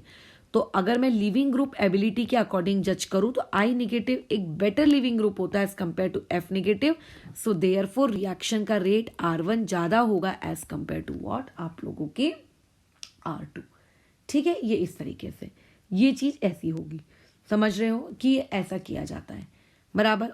अच्छा, अब तुम्हें तो एक और चीज़ पता ही है। लिविंग ग्रुप जिस दिन टॉपिक पढ़ाए थे तुमको बताया था कि दुनिया का सबसे घटिया लिविंग ग्रुप कौन सा होता है। One of the worst leaving group is OH। अगर किसी चीज़ के साथ OH लगा हो तो वो दुनिया का सबसे वर्स्ट लिविंग ग्रुप होता है। वो दुनिया का क्या होता है? सबसे वर्स्ट लिविंग। तो बेसिकली जितना बेटर एक लिविंग ग्रुप होगा रिएक्शन की रेट उतनी ही क्या होगी? ज़्यादा। अब ये लिविंग ग्रुप कौन सा बेटर है कौन सा पुअर है, इसके लिए आपको क्या करना पड़ेगा? टॉपिक को रिवाइज करना पड़ेगा। जैसे ही आप रिवीजन करोगे हार्डली 5 मिनट लगेगा चीज़ों को रिवाइज करने में, बट आपको वो चीज़ हो सकता है बार बार रिवीजन करने से बहुत लंबे समय तक के लिए याद हो जाए। एक बार टॉपिक पढ़ लेने से मैं बता दूं चीज़ें याद नहीं होती है ना। अच्छा, अब आते हैं नेक्स्ट टॉपिक पर। सबसे छोटा सा और सबसे प्यारा सा टॉपिक, या क्या इस रिएक्शन को कैटलिस्ट की नीड पड़ सकती है क्या? मतलब क्या इस रिएक्शन को कैटलिस्ट की नीड पड़ेगी क्या? तो देखो एक तरीके से अगर आप एक्वस मीडियम का प्रयोग करते हो, एक्वस छोड़ो, अगर आप पोलर प्रोटिक मीडियम का अगर आप यूज करते हो, है ना, तो वैसे भी वो पोलर प्रोटिक मीडियम रिएक्शन की रेट को काफी क्या कर देता है, इंक्रीज कर देता है। लेकिन अगर आप चाहते हो कि आपकी रिएक्शन की रेट और इंक्रीज हो तो आप कैटलिस्ट का यूज कर सकते हो। अब बात ये आती है कि इन क्वेश्चंस के लिए कौन से कैटलिस्ट आप लोगों के लिए बेहतर रहेंगे, मतलब किन कैटलिस्ट को आप यूज कर सकते हो SN1 रिएक्शन के लिए। बहुत ही सिंपल सा देखो इसका लॉजिक है। आप SN1 रिएक्शन के लिए जो कैटलिस्ट यहाँ पे यूज करते हो दैट इज AgNO3। अब हम यहाँ पे AgNO3 यूज करते क्यों है, ध्यान रखना, दुनिया की फास्टेस्ट रिएक्शंस जो होती है ना वो न्यूट्रलाइजेशन होती हैं। इसके अलावा प्रेसिपिटेशन रिएक्शन को भी फास्टेस्ट रिएक्शंस में काउंट किया जाता है। अब जैसे आप लोगों के पास मान लेते हैं R3X पहले से, SN1 रिएक्शन में तुम तो जानते हो क्या होता है, SN1 रिएक्शन में एक कार्बन मतलब C पॉजिटिव क्रिएट होता है और साथ ही साथ में एक X निगेटिव क्रिएट होता है। अब ये जो X निगेटिव क्रिएट होगा, डोंट यू थिंक कि ये X निगेटिव और ये Ag आपस में कंबाइन हो जाएंगे और बना लेंगे AgX, और AgX एक प्रकार की क्या है बोलो, PPT है। AgX बोलो क्या है, एक प्रकार की क्या है बोलो, आप लोगों की PPT है ना। तो देयरफॉर ये लोग क्या करते हैं, आप लोगों की रिएक्शन को स्पीड अप कर लेते हैं। ये एक इसका एक्सप्लेनेशन। दूसरा एक्सप्लेनेशन देखो किसका है, हम जानते हैं AgNO3 में या फिर AgNO3 आप लोगों का एक डी ब्लॉक एलिमेंट है। मेन रीजन तो यही है PPT वाला, बट मैं एक रीजन तुम लोगों को और सपोर्ट करते हुए बता देती हूँ कि AgNO3 आप जानते हो डी ब्लॉक एलिमेंट है, और डी ब्लॉक एलिमेंट के पास क्या होते हैं, वैकेंट ऑर्बिटल्स होते हैं। क्या होते हैं इन लोगों के पास भैया, वैकेंट ऑर्बिटल्स होते हैं। तो वैकेंट ऑर्बिटल्स का काम ही क्या होता है, इलेक्ट्रॉन्स को एक्सेप्ट करना, है ना। ये चाहते हैं कि हमारे पास कोई आए और हमें इलेक्ट्रॉन्स दे। और जब ये ब्रेक होता है, जब ये स्पीशीज ब्रेक होती है तो ब्रेक होने से क्या बनता है, X निगेटिव बनता है। और तुम तो जानते हो कि X को X निगेटिव के फॉर्म में रहना बिल्कुल अच्छा नहीं लगता, उसको नहीं पसंद कि वो X निगेटिव के फॉर्म में रहे। तभी तो चाहता है कि अगर कोई सॉल्वेंट पोलर हो तो वो उसको आजू बाजू से आके घेर ले ताकि उसको स्टेबिलिटी मिल जाए। लेकिन मान लेते हैं अगर आप कैटलिस्ट यूज कर लोगे, तो कैटलिस्ट क्या है, बोल रहा है कि लाओ लाओ लाओ लाओ इलेक्ट्रॉन लाओ, इलेक्ट्रॉन लाओ। तो ये इलेक्ट्रॉन क्या हो जाएगा, आप लोगों का डोनेट, मतलब आप क्या कर सकते हो बेसिकली, इस इलेक्ट्रॉन को, इस X निगेटिव में जो एक्स्ट्रा इलेक्ट्रॉन है, आप उस एक्स्ट्रा इलेक्ट्रॉन को डोनेट कर सकते हो। कहाँ डोनेट कर सकते हो, वैकेंट डी ऑर्बिटल के पास। और वैकेंट ऑर्बिटल के पास अगर वो डोनेट होगा तो ऑब्वियसली AgX प्रोड्यूस होगा। बट वो क्यों डोनेशन में गया, क्योंकि उसके पास वैकेंट ऑर्बिटल थे। अच्छा, और X निगेटिव गया ही क्यों, क्योंकि उसको इलेक्ट्रॉन देना था, वो नहीं चाहता था कि मैं उसी फॉर्मेट में बस पढ़ा रहूं। सो देयरफॉर इस रिएक्शन के लिए AgNO3 आपका क्या कहलाता है, कैटलिस्ट। या फिर मान लेते हैं PbNO3 होल ट्वाइस 2, ये भी आप लोगों का क्या कहलाता है, कैटलिस्ट। अब इसमें एक स्टूडेंट डाउट पूछ सकता है कि मैडम फिर तो आप तो किसी भी डी ब्लॉक एलिमेंट्स का एज अ कैटलिस्ट ले सकते हो। बिल्कुल, अगर मैं इस लॉजिक के अकॉर्डिंग चलूंगी कि वहां पे सिर्फ वैकेंट डी ऑर्बिटल्स होते हैं और वैकेंट डी ऑर्बिटल्स के होने की वजह से आप लोगों का वो क्या कहते हैं, डोनेशन बहुत ही लालच आ गया इसलिए वो चला गया। तो यार देखो, वैकेंट डी ऑर्बिटल्स तो बाकी डी ब्लॉक के पास भी होते हैं ना। यहाँ पे एक और रीजन इसका है कि PPT का फॉर्मेशन। तो ये हम लोगों ने एक और चीज सीख ली कि इस रिएक्शन के लिए कैटलिस्ट भी एक आपका क्या कहते हैं पैरामीटर है। कैटलिस्ट को भी आप यहाँ पे क्या कर सकते हो, यूज कर सकते हो अगर आपको रिएक्शन की रेट को और क्या कराना है, इंक्रीज कराना है तो। ठीक है, अगर आपको रिएक्शन की रेट इंक्रीज करानी है तो। ठीक है, अच्छा, अब कुछ क्वेश्चन से पहले हम लोग बातचीत कर लेते हैं, फिर आगे जाएंगे। बहुत ज्यादा थेरी हो गई है। देखो क्वेश्चंस बेसिकली आपको कैसे आते हैं, हेडिंग दी हुई होती है फॉर SN1 रिएक्शन, आपको सबस्ट्रेट दिया हुआ होता है। ठीक है, आपको बेसिकली क्या दिया होता है, सबस्ट्रेट दिया होता है। अब आपको पूछा जाता है कि कौन सा वाला जो सबस्ट्रेट है वो ज्यादा मतलब उसका रेट रहेगा। तो ध्यान रखना एक ही बात, रिएक्शन का जो रेट होता है वो जिस तरीके से इस बात पे डिपेंड करता है कि लीविंग ग्रुप कितना बेटर है, रिएक्शन का रेट इस बात पे भी डिपेंड करता है कि बिफोर रीअरेंजमेंट। अच्छा, ये जो मैं वर्ड बोल रही हूँ ना, बिफोर रीअरेंजमेंट, इस पे बहुत ध्यान देना क्योंकि ये वो वर्ड है जिसने अच्छे अच्छे लोगों की बैंड बजाई है।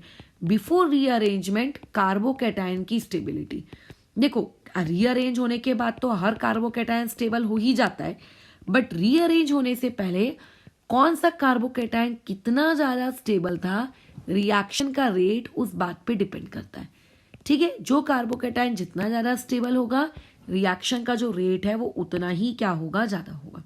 ठीक है, जैसे कि कुछ मॉलिक्यूल्स तुमको देते हैं, अब कौन सा कम स्टेबल है कौन सा ज्यादा स्टेबल है, इस पे तो अपन लोग अच्छी खासी रिसर्च करके बैठे हैं ऑलरेडी, जीओसी पढ़े ही इसीलिए है ना। अच्छा, कैसे पता लगाओगे कि कौन सा वाला कम स्टेबल है कौन सा वाला ज्यादा स्टेबल है? तो ध्यान रखना, क्वेश्चन में फिलहाल अभी तुमको मैं बता चुकी हूं कि ये SN1 है ना। कई बार क्वेश्चन में आपको बता के मिलता है कि वो SN1 है, और कई बार आपको बताकर नहीं मिलता है कि वो SN1 है। तो जब बता के नहीं मिलता है तब आपको देखना पड़ता है, आपको चेक करना पड़ता है, आपको कंडीशंस देखनी पड़ती हैं कि कौन सी कंडीशन के अकॉर्डिंग वो चीज क्या जा रही है। तो सबसे पहले इस क्वेश्चन को करेंगे कैसे। अभी तो मैंने आपको बता दिया है कि SN1 है, तो SN1 में एक बात हमेशा याद रखना, कार्बोकैटायन बनेगा। कार्बोकैटायन कैसे बनेगा? आपका जो X है, X यानी कि लिविंग ग्रुप, उस लिविंग ग्रुप को हटा दो। लिविंग को हटाने के बाद उस कार्बन पे क्या क्रिएट कर दो, पॉजिटिव चार्ज क्रिएट कर दो, और बस इतना चेक करो कि कौन सा पॉजिटिव चार्ज ज्यादा स्टेबल है। साफ साफ दिख रहा है कि A वाला ज्यादा स्टेबल है एज कंपेयर टू B, क्योंकि यहां पर क्या हो सकती है, बोलो, रेजोनेंस हो सकती है, जो कि B में नहीं होगी। इसीलिए रिएक्शन जो आपका सबस्ट्रेट नंबर 1 है, अगर आपने उसको यूज किया तो रिएक्शन का जो रेट रहेगा वो ज्यादा रहेगा as compare to substrate number 2। समझ रहे हो? अच्छा, सिमिलरली अब मैं गधे जैसे बार बार X तुम लोगों को हटा के नहीं दिखाऊंगी, थोड़ा दिमाग का इस्तेमाल करो, इमेजिन करो कि अगर उस X को हटा लिया जाए तो चीजें कैसी दिखेंगी। ठीक है, जैसे फिलहाल इस वाले क्वेश्चन में मैं हटाकर दिखा देती हूँ तुम लोगों को, नहीं तो बेचारा तुम लोग कंफ्यूज हो जाओगे। अच्छा, जैसे ये रिंग है, अगर अभी फिलहाल जिस तरीके से आपको क्वेश्चन दिया है, अगर मैंने वहां से X हटा दिया तो बेसिकली पॉजिटिव चार्ज क्रिएट हो जाएगा। अच्छा, अब बाजू में एक और रिंग दी हुई है, अच्छा बाजू में मतलब एक और सबस्ट्रेट दिया है, अगर मैं यहां से हटाती हूं तो यहां पॉजिटिव चार्ज क्रिएट होगा। अब तुम मुझे बताओ कि पॉजिटिव चार्ज ज्यादा स्टेबल किस सिचुएशन में, फर्स्ट की सेकेंड? ऑब्वियस है कि सेकेंड वाली सिचुएशन में ज्यादा स्टेबल है, क्योंकि सेकेंड वाली सिचुएशन में क्या हो रहा है, वो रेजोनेंस कर पा रहा है, और यहां पे किसी भी प्रकार की कोई भी रेजोनेंस नहीं हो पा रही है, क्योंकि डबल के बाद ये सिंगल सिंगल आ गया ना, तो यहाँ पे रेजोनेंस नहीं हो सकती, इसीलिए उसकी स्टेबिलिटी क्या है, कम है। तो ऐसे आपको बहुत सारे मॉलिक्यूल्स दिए जाते हैं, आपको उनको स्टेबिलिटी के अकॉर्डिंग चेक करना रहता है। इसमें मैं एक मॉलिक्यूल बताती हूँ, इसको आप वेरी इंपॉर्टेंट मार्क करके रखिए, क्योंकि ये वो मॉलिक्यूल है जिसमें मैक्सिमम स्टूडेंट से गलती होती ही होती है, इवन मुझसे भी हुई है, ठीक है, मेरे टाइम पर, बट इसीलिए बोल रही हूँ ये वो मॉलिक्यूल है जिसमें गलतियां होती ही हैं, अनलेस एंड अनटिल आपको कोई सिखा के ना दे। जैसे ये दिया है, अब इसमें आप क्या सोचते हो, आप X को हटा देते हो, इमेजिन करो, तो अगर आपने X को हटा दिया तो ये चीज आपके पास कुछ ऐसी दिखती है। अगर आपने X को हटा दिया तो ये चीज देखो ऐसी दिखती है। आप तुरंत देखते हो यार इसमें रेजोनेंस का फंडा तो नहीं लग रहा है। यहाँ पे आप ये देखते हो कि अच्छा डिग्री, हाँ डिग्री, आप देखते हो कि अच्छा ये तो 2 डिग्री, अरे ये तो ये भी 2 डिग्री, आप ऐसा देख लेते हो। अच्छा यहाँ पे एक मिनट, हाँ 2 मिनट रुकोगे। यहाँ पे मैं X क्रिएट कर देती हूँ यहाँ पर, तब ये क्वेश्चन इंपॉर्टेंट क्वेश्चन में आएगा, क्योंकि गलती यहीं पर होती है। ठीक है, यहाँ पे अगर मैंने X क्रिएट कर दिया तो बेसिकली पॉजिटिव चार्ज कहाँ पे क्रिएट हो जाएगा, ऐसे ऐसे ऐसे, और यहाँ पे पॉजिटिव चार्ज, समझ रहे हो, ये यहाँ पे पॉजिटिव चार्ज। अच्छा, और उसके बाद अब मान लेते हैं एक और इसमें ऐड कर देते हैं, ये ऐसे ये ऐसे ये ऐसे, और यहाँ पे X, एक मिनट, अब बताओ। तो एक इंसान, एक स्टूडेंट डिग्री चेक करता है, वो देखता है यार मैडम ये तो 1 डिग्री है, वो बोलता है यहाँ पे 2 डिग्री। अब हम में से सब लोग ये जानते हैं कि जो 2 डिग्री के कार्बोकैटायन होते हैं वो ज्यादा स्टेबल होता है एज कंपेयर टू 1 डिग्री। तो सबसे वर्स्ट जो होगा वो B होगा। अब बात आती है कि A और C में आप कैसे डिसाइड करोगे, तो कार्बोकैटायन की डिग्री तो अब दोनों ही केस में सेम है, आप कैसे डिसाइड करें। तो अब यहाँ पे एक स्टूडेंट अल्फा हाइड्रोजन वाला कंसेप्ट भूल जाता है, क्योंकि जब आप आगे अभी एलिमिनेशन रिएक्शन पढ़ोगे ना, तो एलिमिनेशन रिएक्शन में होता कुछ यूं है कि आप वहां पर मैक्सिमम टाइम्स क्या होता है आप लोगों का, बताओ, मैक्सिमम टाइम्स आप लोगों का क्या होता है, आप डबल बॉन्ड के साथ ही काम करते हो और आपको आदत हो जाती है अल्फा हाइड्रोजन डबल बॉन्ड के अक्रॉस गिनने की। आप ये भूल जाते हो कि हाइपर कॉन्जुगेशन सिर्फ डबल बॉन्ड वाली स्पीशीज में नहीं होती, फ्री रेडिकल और कार्बोकैटायन में भी होती है। तो अगर मैं यहाँ अल्फा हाइड्रोजन गिनूँ तो यहाँ कितने हैं 2 और यहाँ कितने हैं 2, तो टोटल 4 हुए। अगर मैं यहाँ गिनूँ तो इस तरफ से कितने हैं 3 और इस तरफ से कितने हैं 2, तो टोटल कितने हुए 5 हुए। तो सबसे ज्यादा अल्फा हाइड्रोजन किसके पास है, सी वाले के पास, इसीलिए सबसे ज्यादा स्टेबल कार्बोकैटायन कौन सा है, सी वाला। तो ऑब्वियसली अगर आप उसको अपना एज अ सबस्ट्रेट लोगे तो रिएक्शन का रेट क्या होगा, बहुत ही ज्यादा होगा। एक और देखो कंफ्यूज करने वाला क्वेश्चन कुछ इस प्रकार से रहता है, ध्यान देंगे। फॉर एग्जाम्पल ये आप लोगों को एक रिंग दिया हुआ है, ठीक है, ये इस तरीके से ये रिंग दिया है, यहाँ पर मैंने एक्स लगा दिया है। उसके बाद आप लोगों को एक और ऐसा रिंग दिया हुआ है, यहाँ पर ये ऐसा। अच्छा, अब तुमसे पूछा जाता है कि बताओ इन दोनों में से किसका बेटर है। तो यहाँ पे एक स्टूडेंट देखो मिस्टेक करता है। अब वो मिस्टेक को समझते हैं, वो क्या मिस्टेक करता है। वो पता नहीं आओ देखता है ना ताओ, वो देखता है कि मैडम देखो इस कार्बन को आप चेक करो, ये एक्स जिस कार्बन से कनेक्टेड है, अगर उस कार्बन को मैं हटा दूं, मतलब उस एक्स को अगर मैं हटा दूं तो वहाँ एक कार्बोकैटायन क्रिएट होगा। वो कार्बोकैटायन देखिए 3 डिग्री का है, वो ये बोलता है। अच्छा चलो ठीक है, और देखिए ना ये तो बेचारा वाला सिर्फ 2 डिग्री का है, और उसी के दिमाग में वो लॉजिक बना लेता है कि 3 डिग्री कार्बोकैटायन ज्यादा स्टेबल होते हैं एज कंपेयर टू व्हाट, आपके 2 डिग्री, और ये उसका आंसर होता है। बट ये गलत है। तुम ये चेक करो कि फर्स्ट वाले ऑप्शन में अगर तुमने एक्स को हटाया तो ये आपकी कौन सी पोजीशन है, ये आप लोगों की ब्रिज हेड पोजीशन है। और याद करो हमने ब्रेड्स रूल पढ़ा था, है ना, ब्रिज हेड पोजीशन पे कभी भी sp2 हाइब्रिडाइजेशन पॉसिबल नहीं हो सकती, ब्रिज हेड पोजीशन कभी भी प्लेनर जिंदगी में नहीं हो सकती। तो इससे ये शिक्षा मिलती है कि आप लोगों का इस पर्टिकुलर केस में करेक्ट आंसर क्या होगा कि आप लोगों का B is more stable then A, क्योंकि ब्रिज हेड पोजीशन पे कार्बोकैटायन पॉसिबल ही नहीं है। तुमने पता नहीं भैया कैसे कार्बोकैटायन बना लिया, ठीक है, ये समझ रहे हो, ये इस तरीके का सवाल रहता है, ठीक है, ये ऐसे सवाल रहते हैं। तो आप कैसा है, जल्दबाजी करोगे और आप पढ़े हुए कंसेप्ट को अगर रिकॉल नहीं करोगे तो यही होगा, ठीक है। अगर आपने पढ़े हुए कंसेप्ट को रिकॉल कर रहे हो बराबर प्रॉपर तरीके से तो गलती नहीं होगी। अगर पढ़े हुए कंसेप्ट को रिकॉल नहीं कर रहे हो और या फिर रिकॉल छोड़ो, अगर रिकॉल कर रहे हो लेकिन समय पर अगर याद ही नहीं आ रहा है तो भी मुसीबत है, ठीक है। तो आपको चीजें पता होनी चाहिए, आपको चीजें आनी चाहिए, तो ही सवाल आपसे बनेंगे, नहीं तो नहीं बनेंगे। उसके लिए जरूरी ये है कि आप समय पर चीजों को पढ़ते रहो। अगर मान लेते किसी को यही याद नहीं है कि ब्रेड्स रूल के अकॉर्डिंग वो नहीं बनता है, अलाउड नहीं है उस पर्टिकुलर जगह पर, फिर वो इंसान कैसे क्वेश्चन सॉल्व करेगा, है ना। अच्छा, जैसे कि अभी एक और हम लोग ब्रिज हेड वाला सवाल देखते हैं। यहाँ पे एक्स, यहाँ पे ये, यहाँ पे एक और ग्रुप लटका देते हैं, यहाँ पर आपका एक और, यहाँ पे एक्स और यहाँ पे एक और एंटीना लटका दिया, यहाँ पे मैंने एक एक्स क्रिएट कर दिया और एक यहाँ पर, और एक और ले लो, ठीक है, ये ले लो एक और। अच्छा, क्या हो जाएगा, यहाँ पे एक और एंटीना और उसके बाद यहाँ पे एक्स क्रिएट कर दिया और यहाँ पे एक एक्स, नहीं यहाँ एक एक्स नहीं देते, यहाँ पे एक एक्स दे देते हैं, यहाँ पर इसको हटा दो। अब बताओ पहले वाला जो क्वेश्चन दिया है उसमें किसका बेटर रहेगा।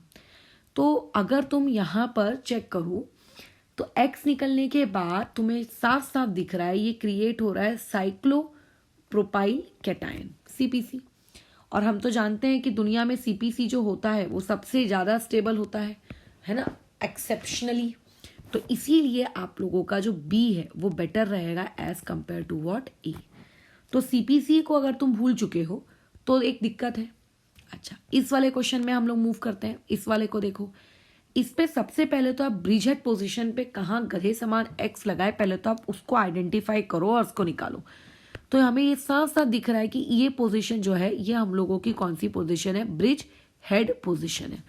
यानी कि इन सारे केसेस में जो सबसे ज्यादा अनस्टेबल स्पीशीज है वो आप लोगों की कौन सी होने वाली है, वो आपकी सी होने वाली है। अब बाकी जगह आपको स्टेबिलिटी देखनी है तो सबसे पहले आप एक काम करो, डिग्री देख लो। अगर मैं इस कार्बन की डिग्री चेक करूं, अगर एक्स वहां से निकाल दिया जाए तो ये कितना डिग्री होगा, ये 3 डिग्री हो जाएगा। अगर मैं यहाँ पे डिग्री चेक करूं तो ये 2 डिग्री हो जाएगा। अगर मैं यहाँ पे डिग्री चेक करूं ठीक है, तो ये बेचारा कितना डिग्री का हो जाएगा आपका 1 डिग्री का। तो ये क्वेश्चन तो सारा डिग्री के अकॉर्डिंग ही हो जा रहा है। तो सबसे ज़्यादा स्टेबल कौन सा होगा आपका 3 डिग्री, 3 डिग्री के बाद क्या हो जाएगा आपका 2 डिग्री, 2 डिग्री के बाद आपका 1 डिग्री, और सबसे आखिरी में आ जाएगी आपकी ब्रिज हेड पोजीशन। ठीक है, तो सबसे पहले जब भी तुमको इस तरीके के बाइसाइक्लो कंपाउंड दिखे तो सबसे पहले तुम्हारा दिमाग कहाँ जाना चाहिए, ब्रिज हेड पोजीशन के तरफ जाना चाहिए। ठीक है, अच्छा अब ये जो सवाल है, इस सवाल में भी एक स्टूडेंट गलती करता है। इस सवाल को भी हम समझ लेते हैं क्या है ये चीज। एक मिनट,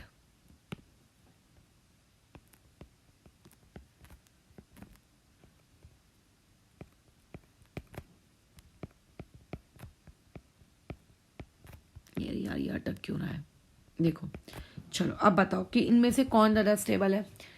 तो कैसा होता है, आपने देखा, एनालाइज किया, आपने कहा कि यहाँ से x निकाल देते हैं, यहाँ पे कार्बोकेटायन बन जाएगा। ठीक है, ये जो कार्बोकेटायन बन रहा है ये कितने डिग्री का कार्बोकेटायन बनेगा, ये 3 डिग्री का।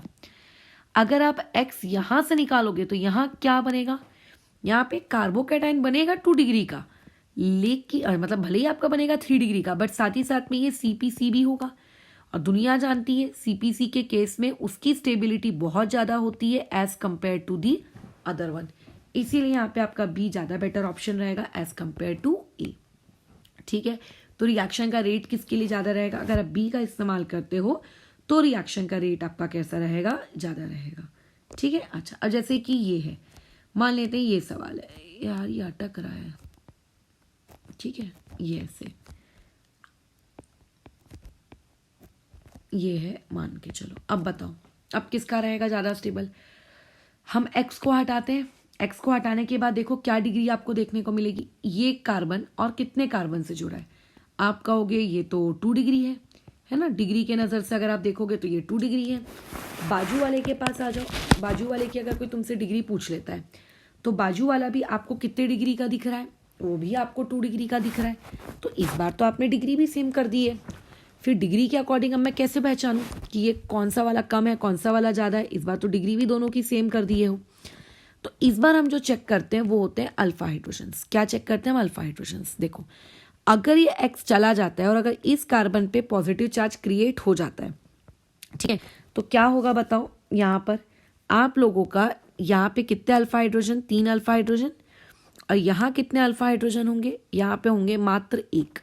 तो बेसिकली टोटल कितने अल्फा हाइड्रोजन क्रिएट हो रहे हैं आप लोगों के पास, 4। अगर मैं x यहाँ से निकालती हूँ तो यहाँ कितने अल्फा हाइड्रोजन होंगे, 1 तो यहाँ रहेगा ही रहेगा, बट यहाँ पे हो गए अब 2, तो अल्फा हाइड्रोजन कम हो गए, यानी कि स्टेबिलिटी कम हो गई। इसीलिए इसका करेक्ट आंसर होगा ए, क्या रहेगा आपका, बेटर रहेगा एज कंपेयर टू व्हाट, आप लोगों के बी। ठीक है, तो कभी अगर डिग्री सेम आ जाए तो ऐसे केस में आप रुक जाना, और रुक जाने के बाद वहाँ पे अल्फा हाइड्रोजन को चेक करना। ठीक है, अच्छा एक और सवाल देखते हैं। इस सवाल से भी आप लोगों को बहुत इंपॉर्टेंट शिक्षा मिलेगी। देखो ये सवाल क्या है, ये आपको 2 इलस्ट्रेशन दिए हैं, इसमें कुछ भी अलग नहीं है, यहाँ पे इवन डिग्री तक सेम है, बस फर्क इतना है कि यहाँ पे हम लोगों ने क्या लिया है, आइसोटोप्स लिए। अब देखो ये रिएक्शन का पूरा SN1 रिएक्शन का पूरा खेल किस बात पे डिपेंड करता है, SN1 रिएक्शन का पूरा खेल इस बात पे डिपेंड करता है कि कितने तेजी से कार्बोकैटायन बनता है ना। अच्छा अब एक बात याद रखोगे, जो हैवियर आइसोटोप्स होते हैं, हैवियर आइसोटोप जो होते हैं, हैवियर आइसोटोप्स में अगर आपको बॉन्ड को ब्रेक करना हो तो उनका जो बॉन्ड ब्रेकिंग होती है, उनकी ये बॉन्ड ब्रेकिंग बोलो कैसी होती है, डिफिकल्ट होती है, उनके बॉन्ड को ब्रेक करने में समय लगता है। अगर मैं ऊपर तुम्हें एग्जांपल दी हूँ, एक आइसोटोप 35 का और एक आइसोटोप 37 का, तो कौन सा वाला बोलो बॉन्ड ब्रेक करने में तुम्हें टाइम लगेगा, ऑब्वियसली 37 वाला बॉन्ड तोड़ने में तुम्हें टाइम लगेगा। और अगर 37 वाला बॉन्ड तोड़ने में तुम्हें टाइम लग रहा है, इसका मतलब जो रिएक्टिविटी है वो ए की ज़्यादा बेटर होगी एज कंपेयर टू आप लोगों का बी। समझ रहे हो, तो कभी इस तरीके की सिचुएशन में अगर अटक जाओ तो भी तुम लोगों को चीज़ें आनी चाहिए। ठीक है, बराबर, ये इस तरीके की कहानी है। ठीक है ना, अच्छा बस खत्म, और कुछ भी नहीं है। अच्छा अब एक और चीज़ है, ये वाले क्वेश्चन में देखो यहाँ पे भी गलती होने के चांसेस रहते हैं। ये मान लेते हैं NH2 है, ये इस कार्बन से कनेक्टेड है, यहाँ पे हेलोजन है, फिर यहाँ पे NH2 है, ये इस कार्बन से कनेक्टेड है, और यहाँ पे मान लेते हैं हेलोजन है। अब आपको यहाँ पर बोला गया, बताइए क्या होगा। एक स्टूडेंट ना सबसे पहले डिग्री देखता है, देखो कोई दिक्कत नहीं है, ये कितने डिग्री का है 3 डिग्री, ये कितने डिग्री का है 2 डिग्री। तो उसको ऐसा लगता है, ठीक है, यहाँ पे जो इनकरेक्ट ऑप्शन वो मार्क करता है, वो इनकरेक्ट ऑप्शन ये मार्क करता है कि A is better than B। ऐसा नहीं है, A is not better than B, क्योंकि अगर आपका यहाँ पे 2 डिग्री का कार्बोकैटायन क्रिएट होता है तो देखो नाइट्रोजन के ऊपर लोन पेयर है। अगर नाइट्रोजन के ऊपर लोन पेयर है तो वो लोन पेयर और रेजोनेंस क्या नाम है कार्बोकैटायन रेजोनेंस भी तो करेंगे। और तुम तो जानते हो कि इतने सारे इफेक्ट्स जो हम लोगों ने पढ़े थे, उन सारे इफेक्ट्स में बेटर क्या होता है, मतलब कौन सबसे ज़्यादा सुपीरियर होता है, सबसे ज़्यादा सुपीरियर होता है रेजोनेंस, है ना, बस खत्म। तो इसलिए रेजोनेंस भी होगी। तो अभी तक हमने क्या सीख लिया कि एक आप लोगों की रिएक्शन की जो रेट है वो किस बात पे डिपेंड करती है, रिएक्शन की रेट आपकी इस बात पे डिपेंड करती है कि लीविंग ग्रुप कितने जल्दी से अपने उस सबस्ट्रेट को छोड़कर भाग रहा है, और दूसरा वो इस बात पे भी डिपेंड करती है कि आपका कार्बोकैटायन रीअरेंज होने से पहले, मेरे वर्ड पे फोकस रखना, रीअरेंज होने से पहले, ठीक है, कितना ज़्यादा स्टेबल था। जितना ज़्यादा आप लोगों का कार्बोकैटायन स्टेबल होगा, याद रखेंगे आप लोगों का रीअरेंज होने से पहले वाला प्रोडक्ट भी आपका उतना क्या रहेगा, बेटर रहेगा। मतलब रीअरेंज होने के बाद स्टेबिलिटी से तो प्रोडक्ट अच्छा बनता ही है, बट रिएक्शन की रेट किस बात पे भी डिपेंड करेगी कि आपका प्रोडक्ट कितने जल्दी क्या हो रहा है, बन रहा है, कि उसके कार्बोकैटायन रीअरेंज होने से पहले कितना स्टेबल था। अच्छा, और भी कोई फैक्टर्स है जिन पे हम लोगों की रिएक्शन की रेट डिपेंड करती है? एक और फैक्टर है, ठीक है, एक और फैक्टर के बारे में हम लोग जान लेते हैं। अभी तक हम 2 पढ़ चुके हैं ना। अच्छा, अब देखो, एक ही फैक्टर थोड़ा अजीबोगरीब है। अगर मान लेते हैं बीटा पोजीशन पे, अब what do you mean by the beta position, अब तुम्हें पहले तो ये समझाना पड़ेगा। अगर बीटा पोजीशन पे आप ब्रांचिंग को इंक्रीज करते हो तो ऐसे केस में जो रिएक्शन की रेट होती है, अच्छा कौन से वाले रिएक्शन की, SN1 की, हम लोग पूरी बातचीत SN1 के अराउंड कर रहे हैं, वो भी आप लोगों की क्या हो जाती है, इंक्रीज हो जाती है। अब समझते हैं ऐसा क्यों होता है। कोई इलॉजिकल नहीं है चीज़, ठीक है, बहुत ही लॉजिकल है। देखो, मान ले पहले तो अल्फा बीटा गामा ये होता क्या है, पहले तो आपको ये समझना है। जैसे X आपका लीविंग ग्रुप है, तो X जिस कार्बन से अटैच है that carbon is termed as alpha, उसके बाजू वाला इज टर्म्ड एज बीटा। एक ये दिया है मैंने, और एक मान लेते हैं तुम लोगों को एक ये सिचुएशन दे दी है। अब ये बीटा पोजीशन है। अब पूरी दुनिया जानती है कि A और B में B की रेट ज़्यादा होगी एज कम्पेयर टू A, क्योंकि आपको रूल पढ़ा दिया गया है। बोलो कौन सा वाला, ऊपर की बीटा में ब्रांचिंग बढ़ाने से आपकी रिएक्शन की रेट क्या हो जाती है, बढ़ जाती है। बट द पॉइंट इज आखिर बढ़ती क्यों है, क्योंकि देखो अगर मान लेते हैं मैं यहाँ पे कार्बोकैटायन क्रिएट करूंगी तो कार्बन कार्बन कार्बन और यहाँ पे पॉजिटिव चार्ज, यहाँ पे क्या है आपके पास 2 अल्फा हाइड्रोजन है ना, कार्बन कार्बन कार्बन, यहाँ पे पॉजिटिव चार्ज, यहाँ पे आप लोगों के पास CH3, और उसके बाद यहाँ पे आ गया आपका एक हाइड्रोजन, इस तरीके से। तो ये जो CH3 है ये उसको प्लस आई इंडक्टिव इफेक्ट से वो उसको क्या कर रहा है, आप लोगों के स्ट्रक्चर को क्या कर रहा है बताओ, स्टेबल बना रहा है। इसीलिए जैसे जैसे ब्रांचिंग बढ़ती है हम लोग ये कहेंगे कि आप लोगों का जो रिएक्शन है उस रिएक्शन का SN1 के जो प्रति रेट है वो क्या होगा, आप लोगों का बढ़ेगा। ये हो गया तीसरा फैक्टर। अच्छा, एक चौथा फैक्टर भी होता है बहुत ही ज़रूरी, और वही एक फैक्टर होता है जो सबसे ज़्यादा कंफ्यूज करता है जब आप 4-5 प्रकार की रिएक्शन पढ़ लोगे ना उसके बाद। वो होता है आप लोगों का नेचर ऑफ न्यूक्लियोफाइल, कि आप जो न्यूक्लियोफाइल यूज़ कर रहे हो उस रिएक्शन में, जो NU नेगेटिव आप यूज़ कर रहे हो, वो न्यूक्लियोफाइल का नेचर कैसा है।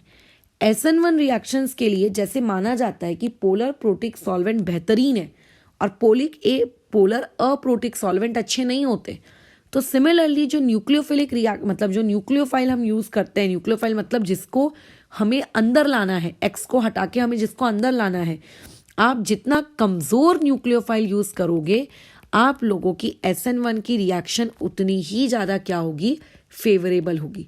ये ऐसा माना जाता है कि उतनी ही आप लोगों की क्या होगी, SN1 की रिएक्शन क्या होगी, फेवरेबल होगी।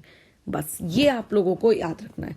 एक लीविंग ग्रुप बहुत जल्दी जाना चाहिए, और तीसरी चीज़ आपकी क्या होनी चाहिए बताओ, दूसरी चीज़ कि कार्बोकैटायन रीअरेंज होने से पहले जितना स्टेबल रहेगा भैया उतना अच्छा है। तीसरी चीज़ आपका जो है न्यूक्लियोफाइल वो कमज़ोर होना चाहिए। चौथी चीज़ बीटा ब्रांचिंग होनी चाहिए। पांचवी चीज़ आप कैटलिस्ट को यूज़ कर सकते हो अगर आप चाहो तो, ठीक है, आप चाहो तो कैटलिस्ट को यूज़ कर सकते हो, ठीक है ना, ध्यान रखना बराबर। ये आप लोगों के कुछ नियम कायदे हैं किसको लेकर, आप लोगों के SN1 रिएक्शन को लेकर। बाकी तो बातचीत हम कर चुके हैं कि SN1 रिएक्शन और क्या करती है, कैसे करती है। अच्छा, इस पूरे क्वेश्चन में मैंने तुम लोगों को कहीं पर भी एरोमेटिक रिंग नहीं दी। एरोमेटिक रिंग का मतलब समझते हो, बेंजीन रिंग। मैं हर जगह जहाँ पे तुमको दे रही हूँ वो एलिफेटिक दे रही हूँ। अब यहाँ पे हम लोगों को कुछ नोट्स पे ध्यान देखने हैं। दुनिया में कुछ कार्बोकैटायन बहुत अच्छे होते हैं, जैसे CPC one of the best carbocation है ना, लेकिन कुछ कार्बोकैटायन वर्स्ट होते हैं। जैसे कि अगर आप बोलोगे कि मैं कार्बोकैटायन को ब्रिज हेड पोजीशन पे क्रिएट करूंगा, तो ब्रिज हेड पोजीशन पे जो कार्बोकैटायन क्रिएट होते हैं वो तो होते ही नहीं है, पहली बात, ठीक है। तो ये चीज़ हो गई आपके नॉट पॉसिबल, है ना। Carbocation on bridge head position, ये तो पहले हो गया आप लोगों का नॉट पॉसिबल, पॉसिबल ही नहीं है भैया। तो ऐसे में कभी भी अगर कार्बोकैटायन पर ब्रिज हेड पोजीशन पे अगर तुम कार्बोकैटायन क्रिएट करके रिएक्शन करवाने जा रहे हो, SN1 छोड़ो, SN2 भी नहीं होती, कोई भी substitution reaction bridge head position पे नहीं होती। अच्छा, उसके बाद अगर आप विनाइल हैलाइड का प्रयोग कर रहे हो, विनाइल हैलाइड्स क्या होते हैं ये तुम्हें पता होना चाहिए। जैसे अगर आपके पास एक carbon double bonded carbon system है और आपका X उससे डायरेक्टली कनेक्टेड है, और मान लेते हैं आपने X को हटाया, क्योंकि फर्स्ट स्टेप में तो आप X को हटाते ही हो ना, तो स्टेप नंबर 1 करने के बाद तुम ये देखो, तुम्हें नहीं लगता कुछ ये क्या क्रिएट कर दिया तुमने डबल बॉन्ड मतलब समझ रहे हो, डबल बॉन्ड वाली स्पीशीज पर तुमने पॉजिटिव चार्ज क्रिएट किया है, और डबल बॉन्ड वाली या ट्रिपल बॉन्ड वाली स्पीशीज पे अगर आप पॉजिटिव चार्ज क्रिएट करते हो तो वो हाईली क्या होता है, अनस्टेबल होता है। तो विनाइल हैलाइड्स में अगर आप सोच रहे हो कि SN1 करेंगे या फिर SN2 भी करेंगे, जो आप आगे की क्लासेस में पढ़ते हो, ये डिफिकल्ट होता है। इसीलिए विनाइल हैलाइड्स के केस में SN1 या SN2 रिएक्शंस नहीं होती। तीसरे होते हैं आप लोगों के पास एराइल हैलाइड्स, है ना। अब what do you mean by the term aryl halides, इसको समझ लेते हैं। कल को आपके पास एक एरोमेटिक रिंग है। अब एरोमेटिक रिंग के नाम पर हमारे सिलेबस में सिर्फ बेंजीन रिंग या बेंजीन रिंग के अलावा और कुछ नहीं है, और उससे अगर X डायरेक्टली कनेक्टेड है ना, तो ऐसे में क्या होता है, जब आप उस X को निकाल दोगे, तो X को निकाल देने के बाद आपकी जो बेंजीन रिंग है, उस बेंजीन रिंग के ऊपर जो चीज, विचित्र चीज जो क्रिएट हो जाएगी, वो विचित्र चीज बोलो क्या होगी, वो विचित्र चीज यही होगी, पॉजिटिव चार्ज, ये इस तरीके से। तो ये सही नहीं है, ठीक है, ये चीज सही नहीं है, ये बिल्कुल भी सही नहीं है, ठीक है। ये जो चीज आपने की ये सही नहीं है, ये बिल्कुल भी सही नहीं है। बेंजीन रिंग कभी भी खुद के ऊपर इस तरीके से पॉजिटिव चार्ज अलाउ नहीं करती है। तो ये भी आप लोगों का क्या है, बहुत ही डिफिकल्ट है, ठीक है, ये बहुत ही डिफिकल्ट, क्योंकि उसकी एरोमेटिसिटी डिस्ट्रॉय होती है ना भैया, नहीं करवाती वो ये बिल्कुल नहीं करवाती।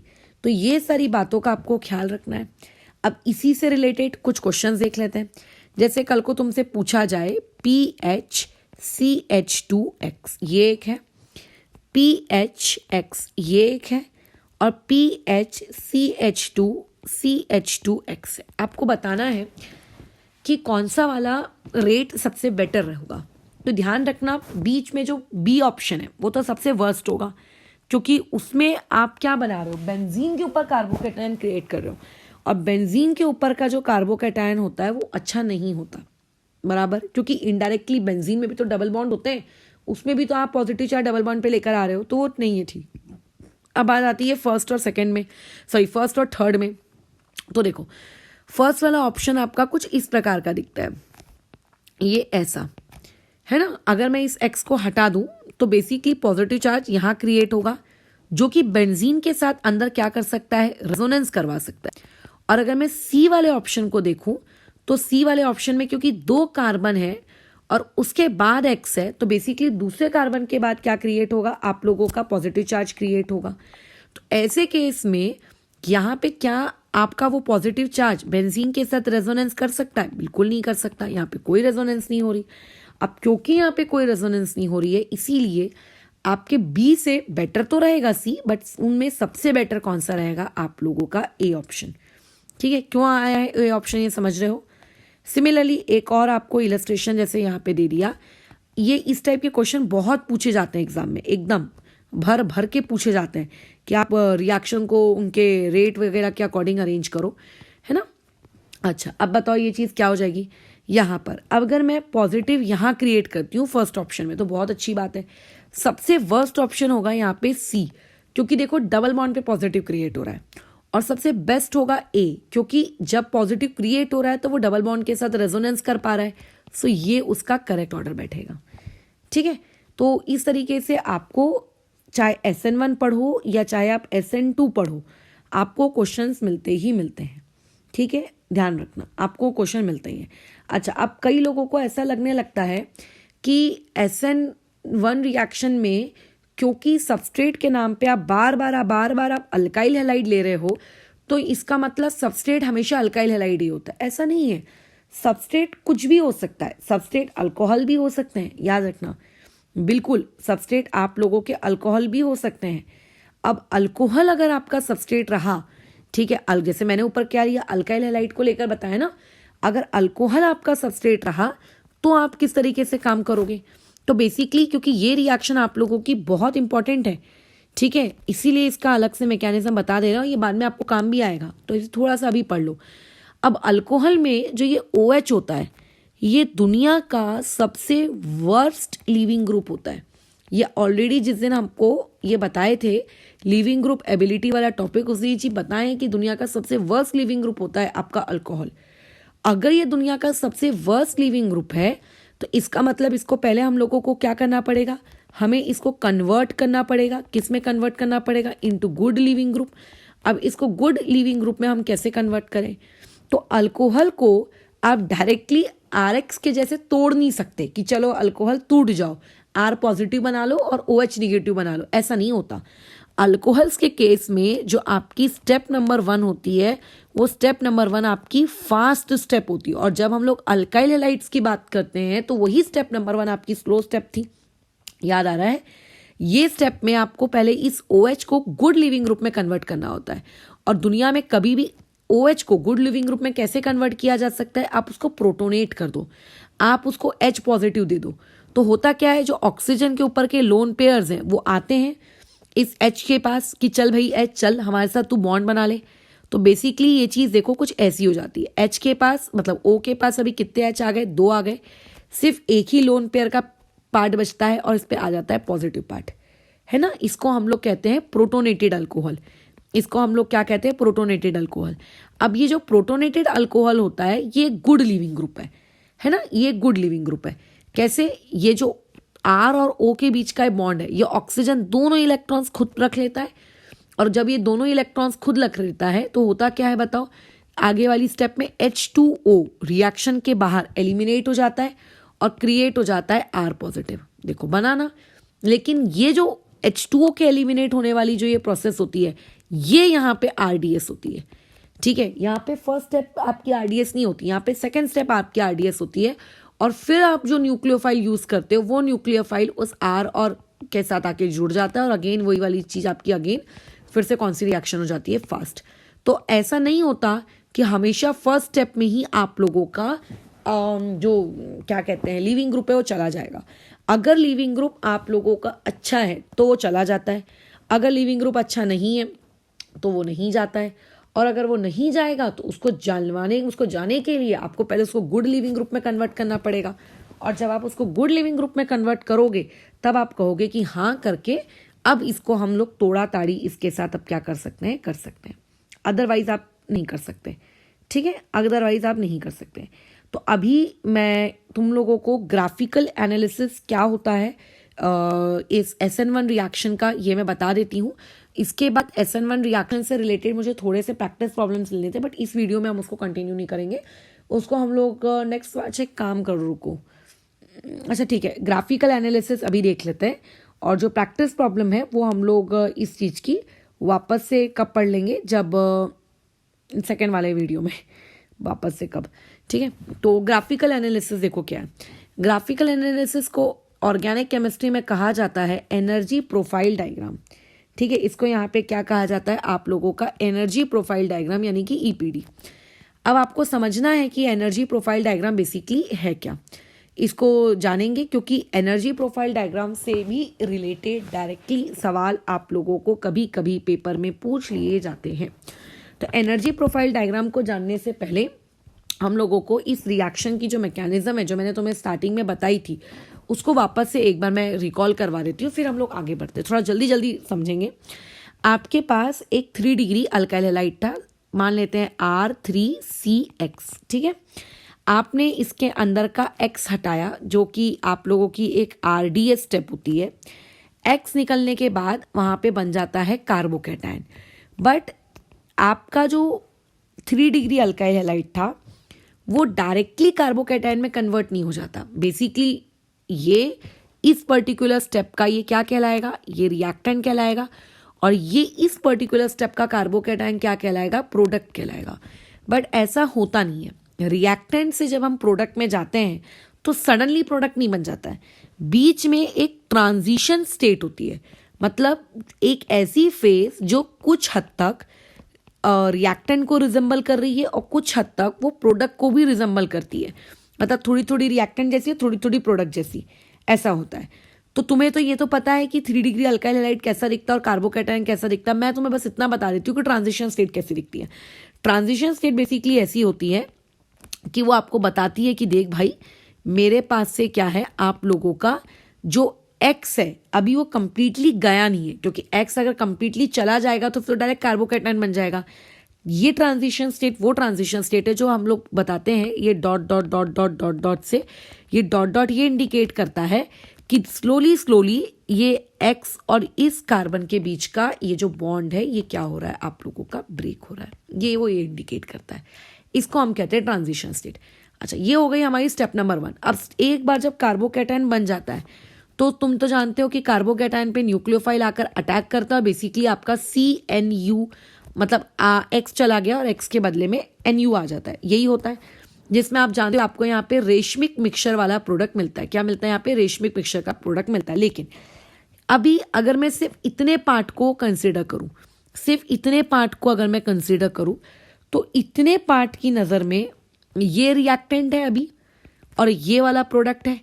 क्या इस रिएक्टेंट और प्रोडक्ट के बीच में क्या कोई ट्रांजिशन स्टेट नहीं रही होगी? बिल्कुल नहीं होगी। इस रिएक्टेंट और इस प्रोडक्ट के बीच में भी ट्रांजिशन स्टेट हुई होगी, और वो ट्रांजिशन स्टेट बोलो कैसी रही होगी? वो ट्रांजिशन स्टेट कुछ इस प्रकार की रही होगी। वो ट्रांजिशन स्टेट बताती होगी कि देखो भैया धीरे धीरे धीरे धीरे जैसे वहां पे एक्स टूट रहा था, यहाँ पे धीरे धीरे धीरे धीरे धीरे धीरे NU क्या हो रहा है, आकर बॉन्ड बना रहा है। यहाँ पे मतलब स्लोली आपका क्या हो रहा है, बॉन्ड फॉर्म हो रहा है। ठीक है, ये आपकी ट्रांजिशन स्टेट है। तो इनडायरेक्टली इस पूरी रिएक्शन में कितनी ट्रांजिशन स्टेट इन्वॉल्व हुई? 2 ट्रांजिशन स्टेट इन्वॉल्व हुई। अब अगर कोई तुमसे कहेगा इस पर्टिकुलर रिएक्शन का आपको ग्राफ ड्रॉ करना है, ठीक है, आपको यहाँ पे इसका ग्राफ ड्रॉ करना है, तो आप इसका देखो ग्राफ कैसे ड्रॉ करोगे। आप जो वाई एक्सिस होती है इसका जो ग्राफ है वो कोई मैथमेटिकल कर्व नहीं है, ऐसा ही है। वाई एक्सिस पे हम लोग पोटेंशियल एनर्जी को मतलब ड्रॉ करते हैं, और आप लोगों का जो एक्स एक्सिस होता है इस पे हम लोग रिएक्शन की रेट वाले चीज़ को स्टडी करते हैं। ठीक है, रिएक्शन की रेट देखी जाती है, फिर बेसिकली इसको बोला जाता है बेसिकली रिएक्शन कोऑर्डिनेट्स, ये बेटर है। अब वो रिएक्शन कोऑर्डिनेट्स कुछ भी हो सकते हैं। अब देखो इसका जो पीक बनता है वो पीक देखो किस प्रकार से बनता है। इसका जो पीक रहता है वो ऐसा है।